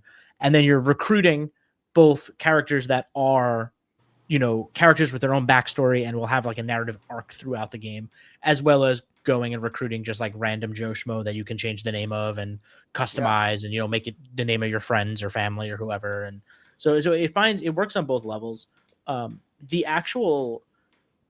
surprised me about Zero Company is there's so much walking around in third person in that game that I was not expecting in a cool way. It was like, here's the den, which is sort of your hub, and you're going to walk around the hub and you're going to talk to all your party members, and you're going to have you have bonds with all of them that can rank up, and you get some loyalty style missions where like oh, you're going to talk to this person. They're going to tell you about this problem that their mentor was kidnapped and they just finally got a ping on their location. And then you're like, okay, cool. And you're going to load that mission onto your slate of things. And then you're going to take that character and go do this like very specific mission with them. And there's all sorts of things happening, firing at all times. So every time you go back to the den, there's like more people to talk to.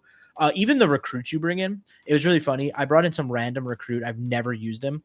And every time I would talk to him, they have like canned animations and canned barks. Yeah. He'd always be like, wow, this place is really filling up. Make sure they know that I'm top dog. And I'm like, bro, I've never used you. You have never been in my party. You have here. You have 0 confirmed kills. You cannot talk to anybody. Meanwhile, I got this other random guy that I named Booyah, and he's like an alien with big goggles, and he's got a sniper, and he killed everybody. He was like my guy. Yeah. Shout out to Booyah. One of the characters is voiced by Vic Michaelis from Dropouts and Ponies. Great. And just tons of dialogue. It was very clear who they wanted to give all of their dialogue to. And so you load into the sort of you go to like the holo table, and the board comes up, and before you do any missions, you're actually talking to different. You're going to different sections of the universe. And it's like you're getting these like text-based adventures almost. It's like okay, here these raiders are here. How do you want to approach this? And it'll give you like options. It's like you send a guy in to like go sneak in and get this or whatever. And then like your party members have like risks of getting injured or whatever on these sort of just like missions that are happening. And you have a certain amount of like resources. It's called influence. And it's like, okay, to tackle this one, you need 50 of that. And so you do this little adventure, and then it spits out currency at you or a reward or whatever, and your influence rank increases. And so you're kind of solving fires all over the universe just like through this interface. So it gives you a little more of scale, a little more scope in terms of like how much you're actually affecting going on. And sometimes you'll need to do that to unlock actual missions. So then you'll tab over to your missions menu, and it'll be like, okay, what's the actual mission that you're going to load into, do the tactics part of it, have the fight. And there's a bunch of different missions, both narrative missions, some side missions that you pick up, some character missions that you pick up.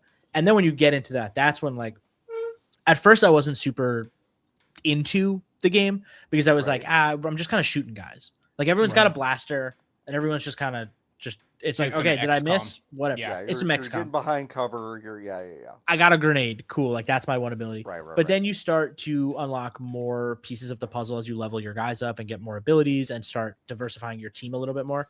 So eventually you do get a Jedi on your team. Telraya, I believe their name was. Cool ass looking alien who's like Jedi Master got like KIA, and now Telraya is like trying to avenge their They're always death. doing that. They're always, classic Star Wars shit.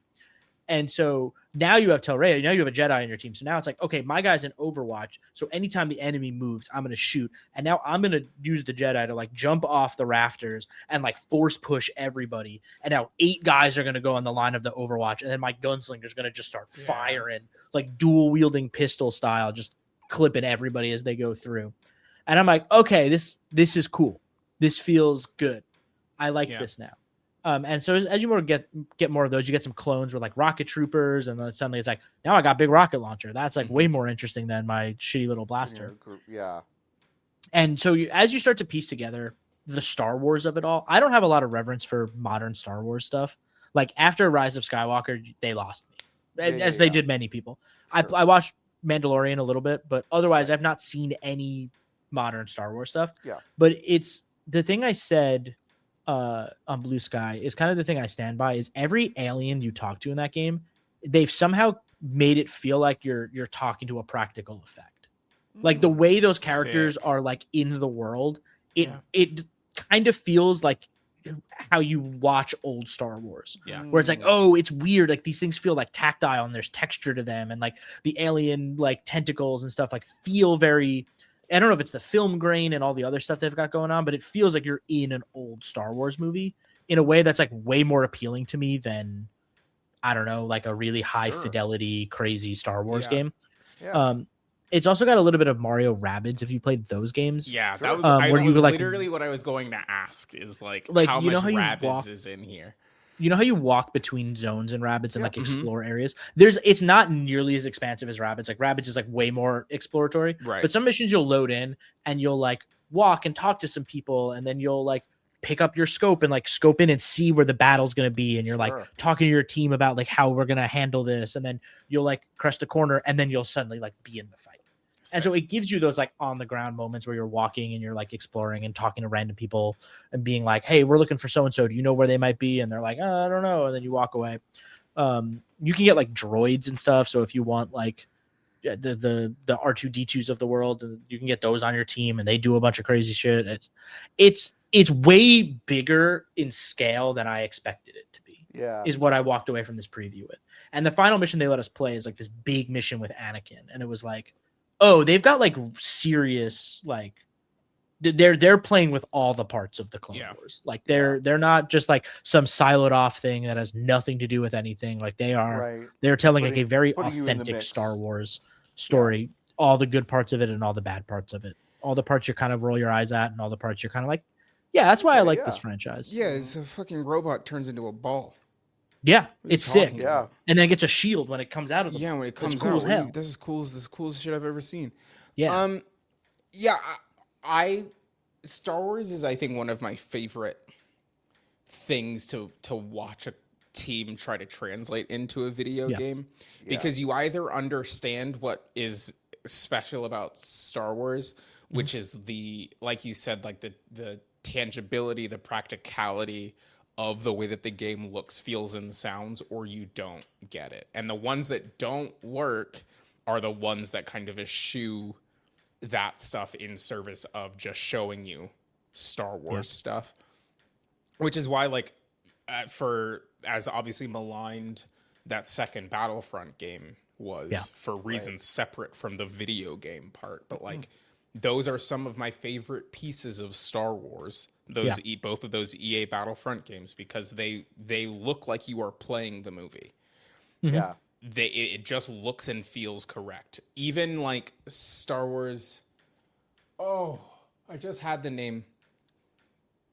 The Ubisoft one that just came out 2 years ago that nobody bought. Outlaws. Yeah. That game looks great and sounds great and is exactly what you want one of those things to look, feel, and sound like. So I'm happy to hear that it feels like that. My fear with the XCOM games is that, and this happened with Mario and Rabbids as well, where, and maybe it's just I don't like tactics games very much, is what I'm perhaps realizing.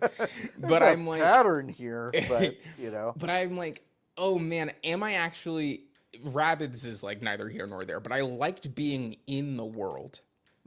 But then I had to play the video game, and then that part made me go, "Oh man, I'm not sure. I'm not too sure about that." Which is why I didn't like Paper Mario and the Origami King, because like every part that wasn't battling in the video game Paper Mario and the Origami King was awesome, and then you had to play the video game battle.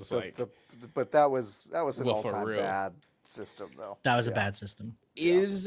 I guess, honestly, and it's fine if you don't know, because I know it was a limited preview, but like something that has been very helpful for me in these experiences, and I'm doing it with Splatoon Raiders, where off rip I was like, that's not why I'm here.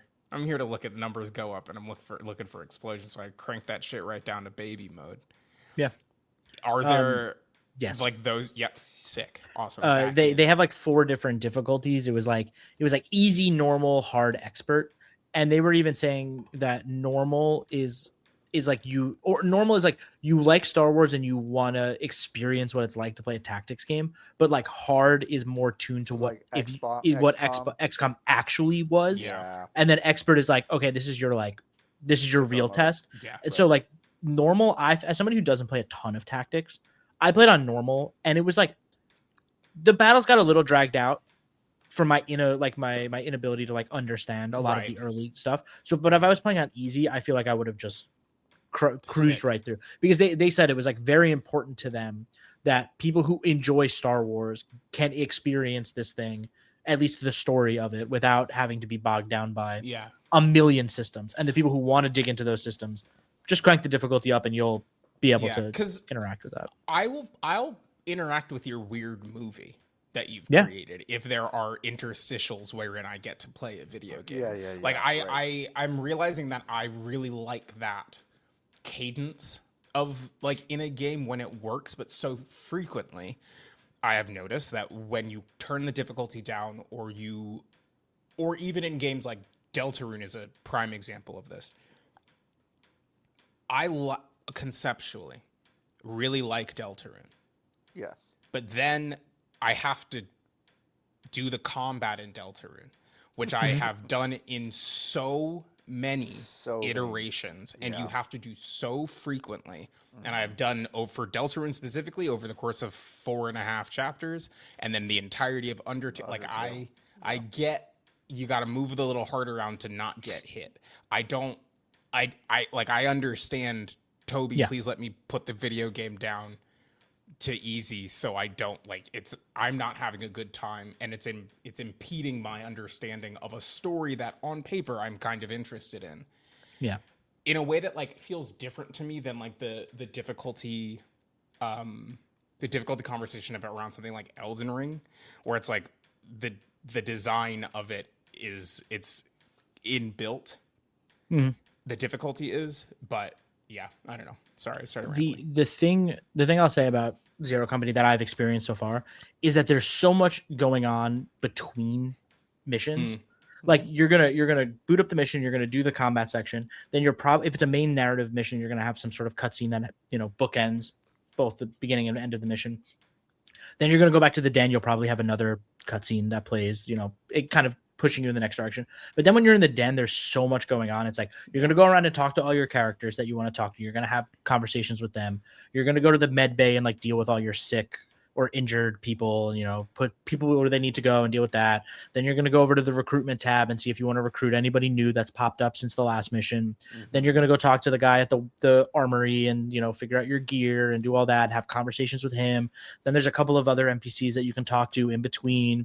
Then you're going to go to the holo table and do the influence thing that I talked about. So there's like a good chunk of time between missions that I felt like by the time I got to the next mission, I was like, okay, I'm ready to do combat again. Like I'm ready to play the video game because it's on my terms. It's not necessarily dictated by just a story cutscene. It's like, I have spent as much time here as I can and I want to and I care to. Now I'm gonna go make the decision to push this forward. Sick. Exciting. I was watching a trailer and reading about this while you were kind of talking about the first part of it. I'm reading that you can create your own droids. Is that correct? Yes. Okay. That's I did not do that all. So even the main characters or the characters with like narrative arcs, there's a lot of customization. While you can't customize their like physical appearance or their backstory or their name for those characters, you can there's like a lot of actual like outfit changing and customization. That's what it looked like. And then they what's it called? Bit Reactor got to design their own line of droid for this game. So it's like it's the BB1, I think. I don't remember or the BR1. So they have their own like astromech droid that like is designed for this game specifically. And then you can take those in the same way you can customize your party members. You can like customize the color and the paint job and the parts of the droid and like make it your own. And if you want that on your team, droids have like their own very specific gameplay style. They do very specific things compared to like what other players can do or what other characters can do. And so if you want, they were saying, if you want to roll in with a team of 4 droids, you could do it. I don't know how useful it would be, but you could just roll like a squad of astromech droids in there and just start doing whatever. Start blasting. Yeah. There's a lot of cool stuff going on. In this and then game. like the levels themselves are crafted, but like the placement of enemy units is proc gen, I think. So I think what I've experienced is in narrative based like structured missions, I think everything is fully scripted. Okay. Yeah. And then like I said, when you're in the influence zone, you can end up picking up random side missions that are like, go here and the pirates are attacking and defeat the pirates. Because there were a couple times I would revisit a map from a main mission. And I would start on the opposite. I was on the opposite starting end. Like the finish line of that mission was actually the starting point for this mission. And enemies came in from a different direction, and there was a different type of enemy. And so they definitely reuse like some of those battle maps, and then just sort of like you said, like sort of replace the parts on them. Yeah. Which I think is fine for some random side missions that pop up. Like, Yeah, of yeah, course. whatever. It's all strategic and unit placement anyway. This Changes game the whole comes fight. out. This game comes out Soon. soon. The It's like 27th. 13 days. Yeah. Yeah. They gotta stop. That's what I felt the same way. I know. Fucking Wolverine comes out in less than a month. Like, Yeah. I was like, what are you talking about? Yeah. How TV is games. it September already? I want to. I've been sold on picking this game up. I think I like those tactics games enough that like even if it's weird, even if I end up not actually playing too far into the actual story, I do feel like I get a lot from just like tinkering with those first like I don't know, like the first like quarter of a game. Like I just really do. It does scratch an itch for me. And the Star Wars of it all, like I saw some people talking about this, like Star Wars, pretty good track record for licensed games. I mean, Absolutely. really overall, like, and it's funny that the phrase "I'm surprised at how much third person walking there is in this game" also applies to like Galactic Racer.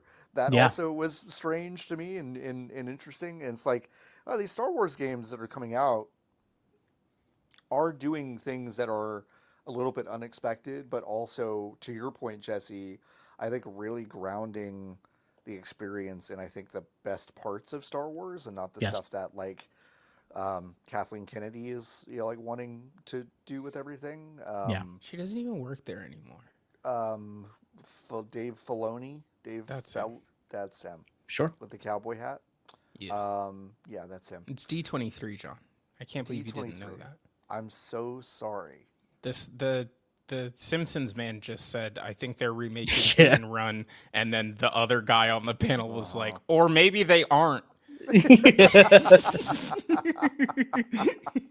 So I think they're remaking Hit and Run. So they're remaking Hit and Run. That's interesting. All right. We have played those games. This is the part of the show. We'll answer just a few of these. Go to bgbs.com/Discord. It's free and fun to join our Discord. There's a lot going on in that Discord. How much is free? $0. Whoa. I know, it's crazy. What a deal. You could join that for free. But if you do join the Hive by going to bgbs.com/join. How much is that? Well, it's $9.99 a month. Okay. $99.99 a year. Okay. So a little bit of a... That's savings. A little bit $20. Of savings. Value. Which you could go do right now. And if you do that, you can go to this. You get a special access to a Discord channel called the Hive, and you can ask us questions, just like these people. Chris asking, as per Sam Reich's final will and testament, game changer. I guess Sam Reich is dead to Chris. Damn. So crazy. Brutal. I like that guy. Game changer must now be owned and operated by the VGB's corporation. Who is the host? What guests are you bringing on, and what are some of your episode premises? I mean, ideally, right? I mean, Niki, I do think you are the host of this. Yeah. Okay. That wasn't what I was going to say. Oh, what? I was going to say, ideally, we don't touch the machine because it works. This feels like a thing that we can't do much with. You kind of got you just give Brennan. So left it to us, and we basically go like. We say, Brennan, you're in the chair, I guess. Oh, Brennan. Brennan, you're in the chair. Brennan, you're in the chair. See you later. We give him the three best guests we can: Andrew Wilson, Matt Karch, and I don't know. Give me a third CEO, Randy Pitchford. Yeah. They can't stand each other. That would be such a good episode. That'd be a good episode. But we don't tell Brennan like any of the history or why we put them there, the episode is Brennan trying to discern why we picked this roster. Yeah. I do. That's actually a really good premise. I like that. Yeah, I like that a lot. Jason asking, what's your favorite game from 2009? Googling games that came out in 2009. Games 2009. Let's see. The picture this is easy for me. The picture when you Google 2009 in video games, the Wikipedia is of a red Nintendo DS XL. Oh I my think. god. Yeah. 2009. This is maybe I didn't realize this, Oh, but this is maybe the that's easiest easy. question. Yeah, I mean, I know mine. I'm like Mine is definitely Batman Arkham Asylum. Fuck, there's a really good year for video games. It's a pretty good year for video games. Yeah. Because I saw Call of Duty Modern Warfare 2, and then my brain instantly went, well, it's that one. Yeah. But then I scrolled down a bit, and that's when Minecraft came out. Yeah. And also Left 4 Dead 2. Yeah, Forza Motorsport 3. This is a pretty good year for games, actually. Skate 2. Skate 2 was then. Pokemon Heart Soul Gold, Soul Silver. Silver. Yeah. Demon I think Souls. that's what my actual answer is. Is probably Yeah. Pokemon Soul Silver, Heart Gold. Man, that's really tough. And then everyone's favorite 1-2 punch on Xbox Live Arcade, Braid and Shadow Complex. Of course. So, who could forget Orson Scott Card's Shadow Complex? Low-key Halo Wars came out that year. I played too much of that game. Halo Wars, Yeah. man. Peggle 1. Sorry, the first Peggle came out in Peggle 2009. came out. Oh! Mhm. Assassin's Creed Bloodlines. What the hell game Wait. is that? Sorry, Peggle did not come out. Peggle came out on the 360 in 09. It actually Yeah. came 50 out in Cent 07. Blood on the Sand? Dude. I think Beatles Rock Band. Spore? It's cheating a little bit, Spore. but the Spore Metroid Prime trilogy. came Trilogy. out. Sure. Damn, But- is 2009 a goated year? Maybe. 2009 is pretty fucking good. Assassin's Creed 2? It's definitely Arkham Asylum though for me. That's my favorite game. Dragon Quest 9? Dragon Quest. Yeah, I think It's a pretty there's good year like for games, huh? it was a pretty good year for video games, I think, yeah. Yeah. Yeah, Jason, I doubt you pulled that out of your ass. I bet you looked that up or knew that it was because it's a pretty good one. X-Men Origins Arcade- Wolverine. Yeah, yes, that film and game combo. Harkavian asking, I was just unsold on buying a game by seeing a fan call it the Dark Souls of looter shooters. Are there any endorsements like this one that instantly turn you off to pursuing a game? I have to know what that game was. I'm Yeah, so what sad they game was didn't add what the game was. Yeah, that Harkavian, you gotta tell us what It was game that Splatoon was. Raiders. It might have been. Wait, so someone describing something like that and then being like an turned off by a analogy game. of like, oh, it's it's the Madden of arcade brawlers. It's like what? I don't know what they. I don't even know what that means. saying anything is like the Dark Souls of anything. It will turn me off of it. Yeah, I think Souls-like is grotesquely overused for what it is. Like increasingly, people just mean third-person action role-playing game, which is crazy. But I mean, really, the thing that it's gonna turn me off maybe the fastest is,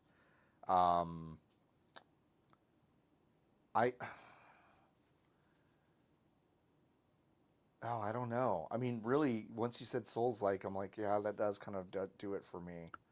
I did have one recently where I love Slay the Spire.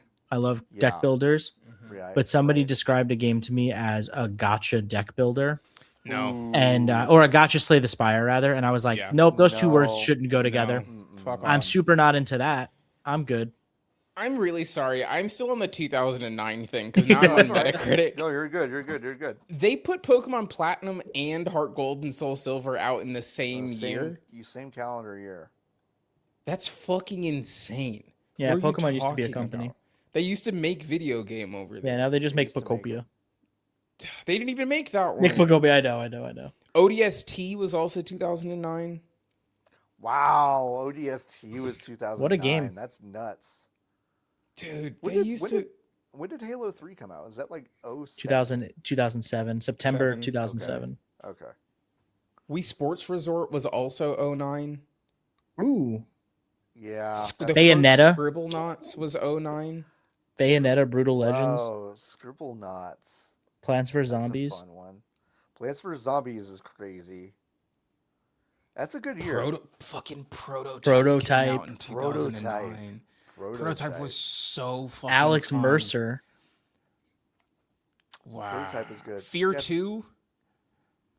Electric Boogaloo. Call of Damn. Juarez, Bound in Blood. Wow. that game? Classic. A classic. Agatha Christie, Dead Man's Folly. Every day I wake up and I say, I wish I could play that. Wait, I low-key want to play that game. I just want to wipe my memory so I could play that for the first time again. Oh, God. Yeah, that's my answer. My answer for best 2009 video game is Agatha Christie, Dead Man's Folly. Yeah, A hidden really object good. adventure featuring famous Belgian detective Hercule Poirot. Poirot. Yeah. Fuck yeah. Amazing. All right, Haneker asking, what's the sexiest video game you've ever played? None of them. The sexiest. Yeah, There's not a single one. Games have been really bad about sex. Really bad. I think the first time and maybe final time that I felt, boy, I mean, really, I think I agree with Niki that the answer is no. If I have to give you an answer, there are moments in Witcher 3 that made me go, I want Geralt very badly to be in a relationship with Yennefer, very badly. And if you squint hard enough, that is sexy. and I think, and that's kind of how I feel about it. I was like, I really like Yennefer. She's a really interesting character, and she's naked a lot in that game, and so is Geralt. But those things don't necessarily mean it's sexy to me. I think the yearning of those characters and the circumstances that prevent them from being together when they want to be is actually, it's starting to encroach the bubble of sexiness to me. Sure. And it's one of the only games that has really done that, I think. I think my answer is noir, play with your food. You don't even have to elaborate. You know on what? it. Food is sexy. know Playing what? with your food can be sexy. You know what? Yeah, you're right. You're right, though. Yeah. Yeah. Yeah. When you put for that stuff in sure. the meat grinder and it kind of just Yeah, slowly right. comes out, Yeah, that's yeah, sexy. yeah. Yeah. It's just that, like, You're yeah, right. no, there's not There's sensualness Yeah. to Sure. that game. Yes. Yeah, there is no video game wherein the express purpose is we want these people to be fucking. Yeah, Where they're ever not good works. at that. They're not good at 007 that. tries. It can be. There's moments of that game where it Sure. when he's just like in the beginning, it's like the montage, and then he's just like Yeah. having sex with that person, and you're just like, oh, Yeah, all right, You're sure, like, I guess he's fucking. yeah. Yeah. But even still, I'm like, it's not the, like, It's not what tickling your brain for that No. at all. Right. Yeah. no. I actually am not sure if this medium can support sex. Like, but that's a larger conversation than I we have time for. I do think. not. I definitely think it can. But I want to also shout that, like, I think there are a lot of queer-made indie games that are better at this, but I do not play a lot of them and have not gotten around to them. No. So that is, I am specifically talking from like more of a AAA space. I think games can get there, but not not without, I think, a lot of like really like foundational changes that would have to be made to kind of how they're made. I feel like. What's I the think there's most also sexless? different types of Oh, sexy. go ahead. Sorry, no, Yeah. I was thinking like a Tetris block fitting together can be sexy. You know what I mean? Sure. You gotta really like Yeah. there are other forms of outside of the human. When you do a human T form. spin, that does kind of go crazy. Yeah, Yes. Yep. that's all I got. Was Tetris. That was the only example I had of this roundabout way. Listen, I mean, putting a long Tetris piece and then clearing 4 rows at a time getting a sexy. Tetris. is Yeah. I don't A think hammer that's on wrong. and a pull off in Guitar Hero can be sexy. Mm. Yeah. Mhm. I like Jesse. I like this expansion of what we are calling sexy. We have to I open our agree. minds. Turning Yeah, off open the the third eye. Xbox. It can be Sexy. sexy. Absolutely. Absolutely. Yeah. When it gave me that red ring, I was like, say less. Stay off. That sounds good. Sitting in a Netflix watch party with your friends in high school and watching an episode of Scrubs Sexy. while your little avatars are bipping and bopping around in the theater. The light bar on a DualSense controller when it changes colors. Whoa. A Connect. Now we're thinking. Now we're thinking. Now we're playing with thinking. Power. What's the most sexless video game? Asked Jason. Grand Theft Auto 5. Interesting. Interesting. I don't think you're wrong. It's pretty bad. I can't wait for this. I can't wait for this next one because I think they're gonna feel emboldened I do to too. try to say some stuff I do too. about also because it's the first time they've done a female lead. Yeah. So I think they're gonna feel emboldened to say some stuff about agency and the female body, and I think it is going to be fucking insane. Yeah. I think it is going to be crazy. Niki on the record on the BGB's podcast says at any time you can masturbate in this game. That is what Niki is saying verbatim. You can print it. That's what I'm saying. Put it on the back of the box. That's what I said. I had not They thought keep about mounting that it, until guys. this moment, and God, Yeah, that would be dude. crazy. Wait, Yeah. what? Being able If to you could just masturbate at any masturbate time? in I don't Grand think they're Theft gonna Auto. do that. No, they won't. But But they could. they could. The threat is always active. The Sure. threat is always active. Yeah, no, Niki, I think they're going to be really deranged about that. I think you're right. Yeah. I can't wait. Can't wait. I I'm can't so excited to see this thing. I just want to Dude, know I know. about it. I know. I can't wait to pick it apart. Yeah. Yeah. Yeah. Me too. Me too. Yeah. A couple more questions. Grace. Oh, actually, I like this one. I'll have to think about it a little bit. Oh, Surfercrat asking, what's the worst meal you've had to pretend to enjoy, and why did you have to fake it? Why is easy. You have to be nice. Like that's Yeah. like in Yeah. every. And I want to come up with an answer that there is no way that anyone I did this to would be listening. So I got to think about Sure. it for a second. I went to a restaurant. It's closed now, called Poltergeist. Oh wait, that I had to pretend that I liked. You had pretend Yes. that you liked. We could expand it to you had to not say that it was bad. So I pretended I liked it for like 85% of the meal. And then towards the love end, that. I had You to were pull. like- I you had were to say, like, "This "I is don't maybe like one of the this." worst things I've ever eaten." Yeah. Like this is There you maybe one go. of the worst meals I've ever had. It was this restaurant called Poltergeist in Button Mash, which was an arcade bar in Echo Park. It was open for a long time and died because of the pandemic. And also, I think they were just kind of poorly run pre-pandemic, but whatever. And Rubbing a little dirt in the wound. huh? Rubbing a little dirt in the wound. Yeah, that's fine. Yeah. Yeah. It wouldn't have happened to me. And the restaurant, like, it just, the food was, they were trying to do too much. And none of it landed. Like, not a single swing Didn't land. connected. And the person that I was with was very excited about it, which is why I was, like, trying to be nice about it for as long as I was. And then I think I felt something in her change. And then I was like, yeah, no, this fucking blows. This is horrible. And then we both commiserated in how bad the meal we were eating was. And then it was like $120 for two people. Ooh. Just fucking insane. $120 for two people? Holy shit. And it wasn't even good. We were sitting next to the fucking Tapper video game, and like one man was doing both sides of Time Crisis, and they had the audacity to ask me for 60 of my American dollars to eat the worst meal I've ever eaten in my life. Yeah. Unbelievable. That's crazy. I think, I mean, a good one was a rainy day when I was in Kiowa visiting my parents at their house out there, and it was a rainy day, and my mom,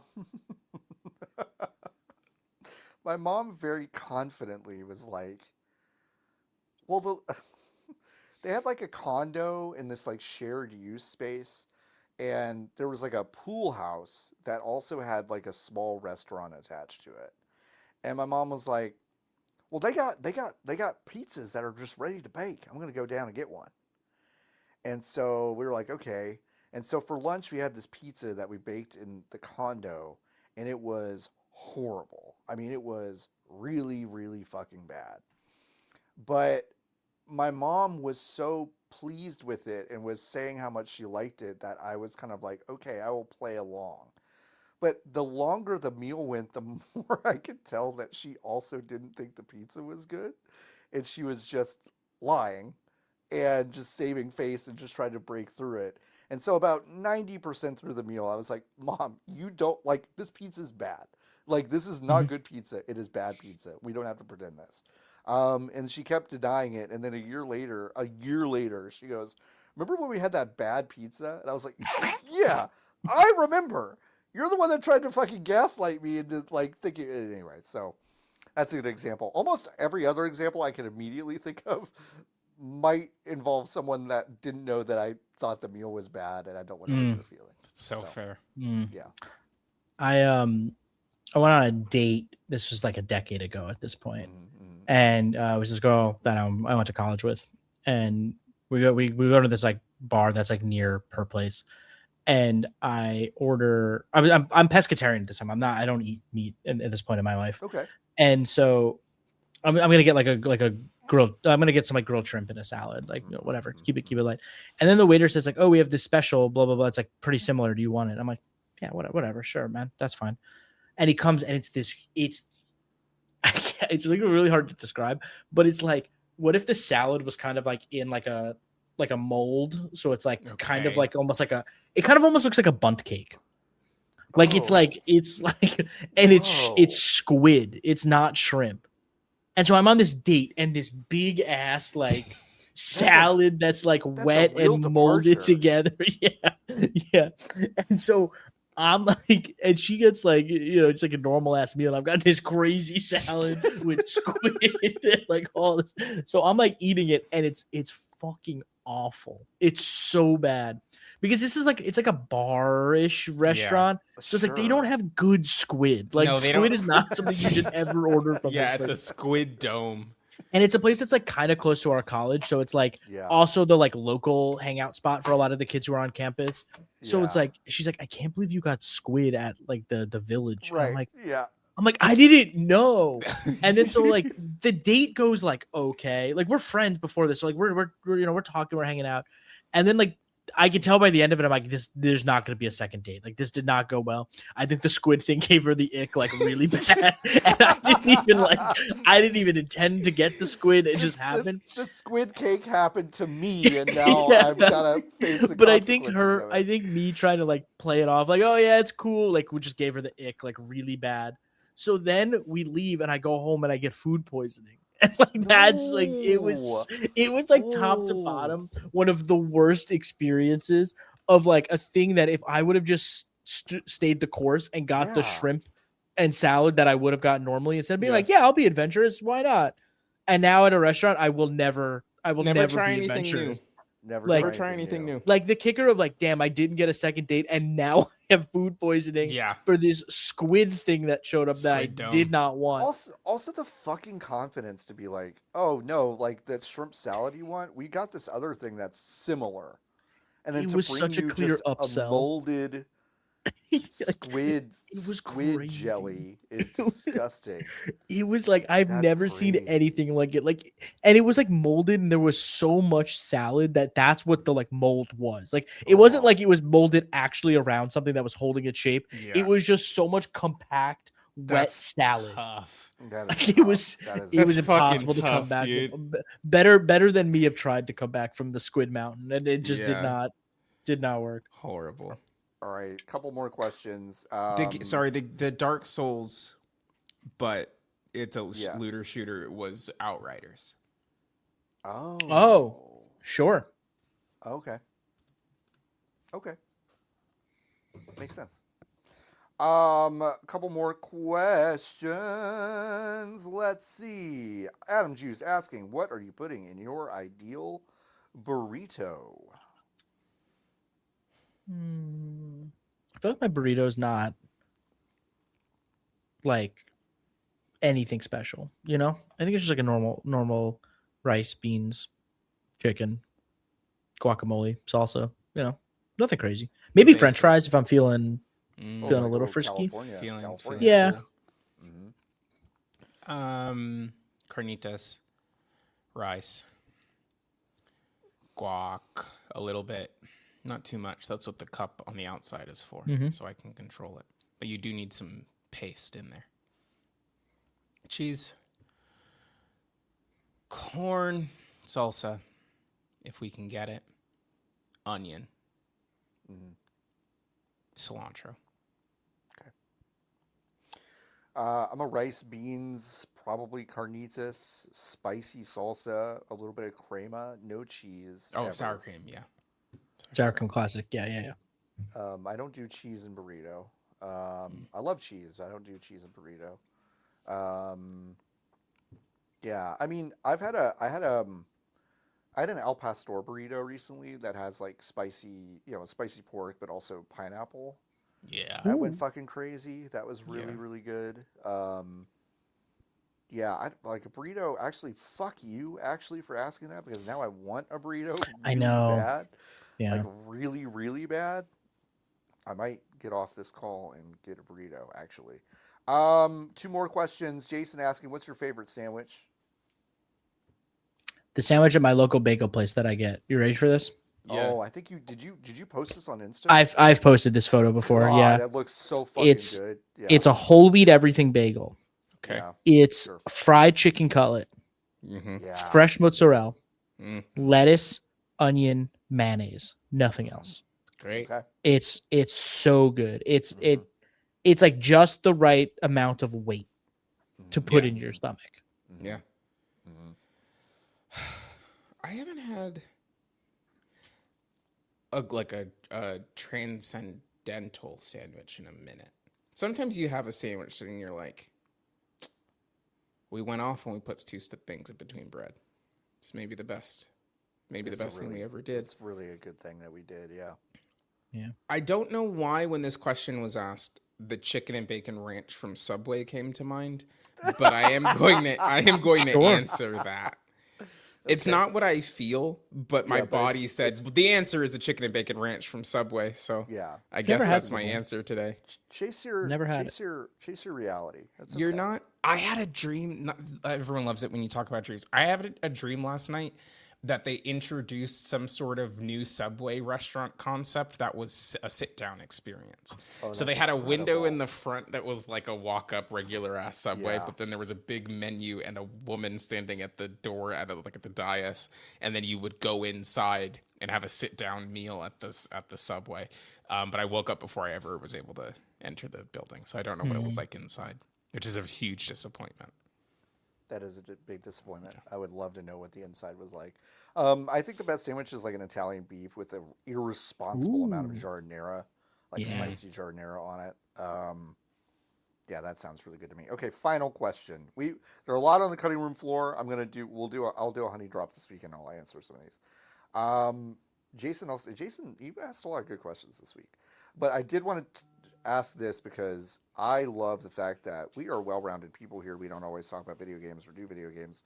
What non-video game, non-watching things have you been enjoying lately? So, be it activities, music, whatever. What are y'all enjoying? Perfect timing.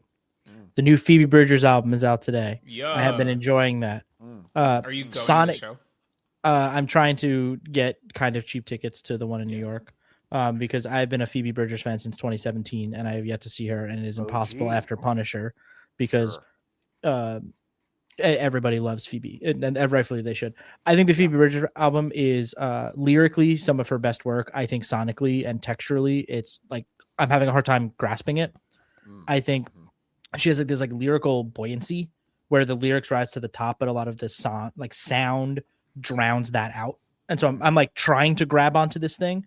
But like lyrically, I'm entranced by it. I think it's a fascinating album about grief. And then Citizen put out an album last week. It's like more of like a post-hardcore album called Halcyon Blues, and that shit rocks.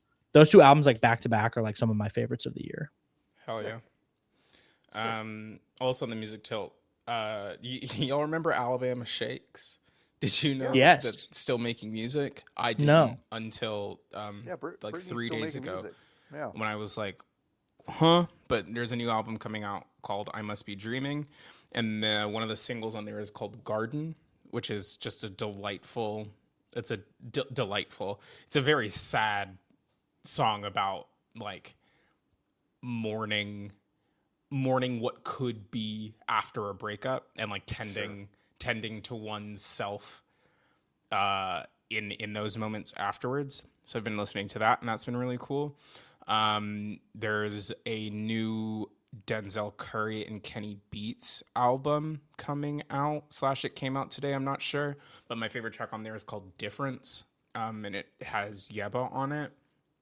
And she just kind of like floats over this beat in a way that is fucking crazy. And Kenny Beats, obviously, he's got Beats in his last name. I thought he changed it though, and that's confusing because he had a whole thing where he was like, "My name's not Kenny Beats anymore," and then he put out an album not named under the name Kenny Beats, and then he is now putting an album out under Kenny Beats, so it's unclear.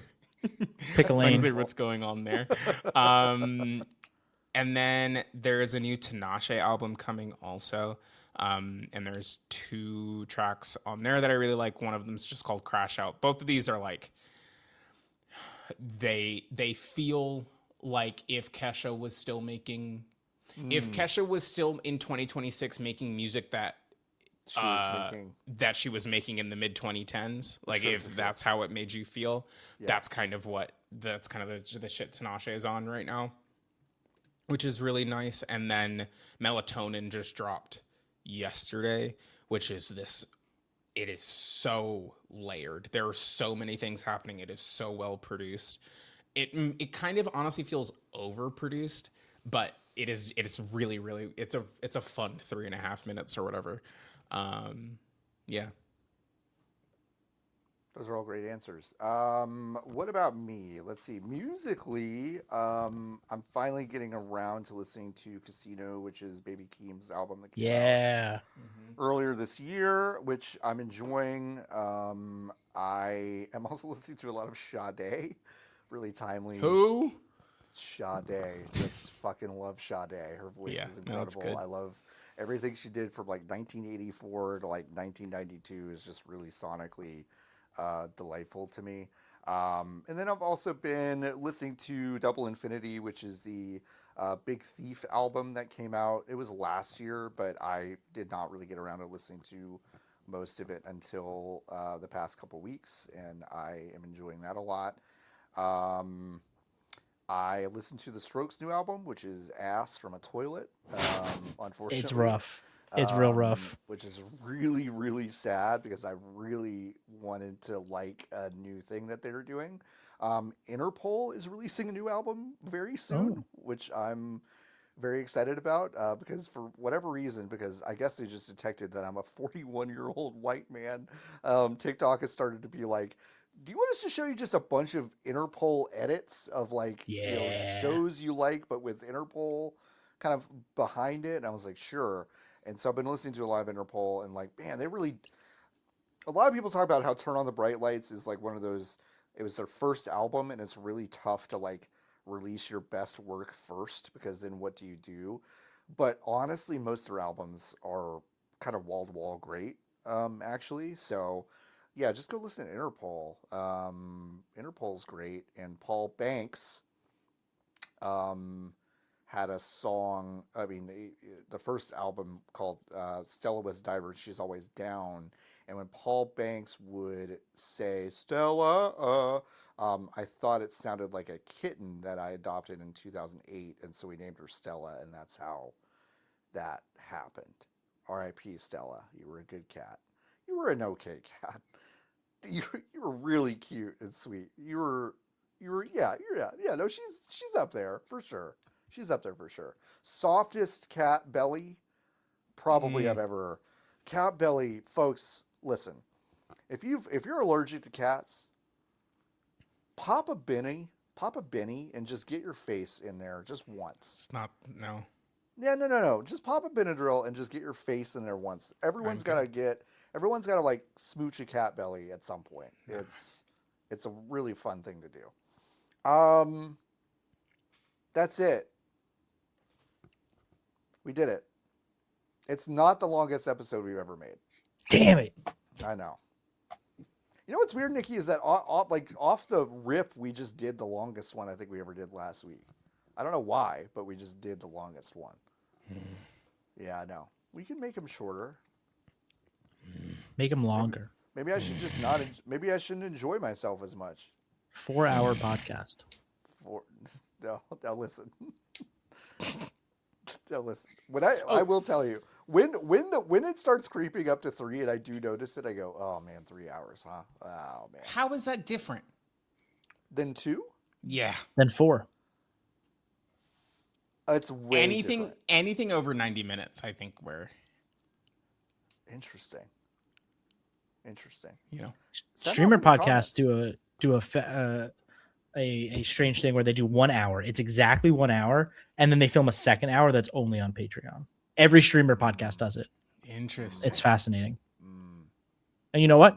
I subscribe to some of those because I'm like, I want that other hour. Yeah. 55 minutes hour. wasn't enough. I want another. I I'm want the eating lunch right now. Like I need something. Yeah. It's interesting. Go to VGBs.com/Discord. Join the Discord. If you want to join the Hive, you can go to VGBs.com/join and join the Hive. Jesse, this is a delight. Yes. Thank you for having me. Oh my gosh, thanks for coming on. What do you have to plug? That's such a great question. I guess I plug my Twitch stream now. I guess twitch.tv/Mama Vitelli is the thing to plug. My Instagram, also just Jesse_Vitelli. You can find me there. Blue Sky. I primarily find myself on Instagram these days more and more. I will have some cool stuff to announce next week. Cool. So stay tuned to Instagram, Blue Sky, Twitch, whatever. We got some cool stuff coming up that I'm excited to talk about, but we're not ready just quite yet. That's exciting. I can't wait to hear all of those things. Nikki, do you have anything to plug besides your just absolute disappointment in just this whole endeavor? Nothing that people can do anything about at this moment. So, well, it's I can't tell them about the stream that I'm gonna do today because it will be in the past, and then there's past. Absolutely no way Twitch is gonna keep that VOD up. So like. Well, you can still say what you're doing so that people who may not know. I'm doing Niki Tunes is coming back. Okay. This is the return. It will return. Let's say some Fridays is the commitment that I will make. I did text John earlier it was on Sunday, I think, of last week. I was like, John. That was so funny. I was like, John, I'm gonna do Niki Tunes most days this week. And then I sent the message and I felt great. And then I think can I read the actual text? To you? Yeah, please. I got You're close, but you're not quite there. I don't think you're close. Oh, fuck. Do you like my Game Awards or my Summer Game Fest socks? They're the best socks. I love those socks. I wish I'm very close to the source, obviously, of the socks. Whoa. So I have more pairs. I wish they didn't look like this. Yeah. You know? Okay. I am going to try to do 4 to 5 DJ sets this coming week on twitch.television. Yeah. And then you basically asked me about like specific days, about like, you know. Like, yeah. What's going on this day? That's kind of thing. Yeah. And then let's see. Yeah, how long that was after? That was at 5:50 p.m. Yeah. on Sunday. And then I asked you when was this? Okay, yesterday at 8:16 I asked you, are you DJing this week? And you said tomorrow. Oh wait, no, but you also fucking Yeah, before that I reneged. It was like an hour later. I was like, no. So It's like when you make plans with a friend and then like the time comes and you're like, ah, man, I was in such a better mood 4 days Yeah. ago when we were making No. these plans. And now I don't want to Absolutely. leave my apartment. yeah. Oh yeah, no, you're right. Yeah, no, 2 hours later, you responded to the text you sent about the 4 to 5 days, and you said, "Never mind, maybe I will do one." Yeah. And the one is happening today. Yeah, as we're recording this. So listen. Yeah, you're not going to be able to find that VOD, but No, Nicky catch it James next is week. back. Follow me Catch on it Blue next Sky. week. Yeah, follow Nikki's Nicky going to on do Blue 4 to 5 DJ streams the following week. I will absolutely not Sky. be doing that. Oh man. Listen, I got nothing to plug. Just go to bgbs.com/join. Join the Hive. It would mean a lot to us. Direct support is real fun. And then we're gonna get the fuck out of here. And listen, this is a blast. Thanks, Jesse. Thank you, Jesse. Thanks for having me. Y'all don't have to go home, but you can't stay here, you know? But until next time, keep on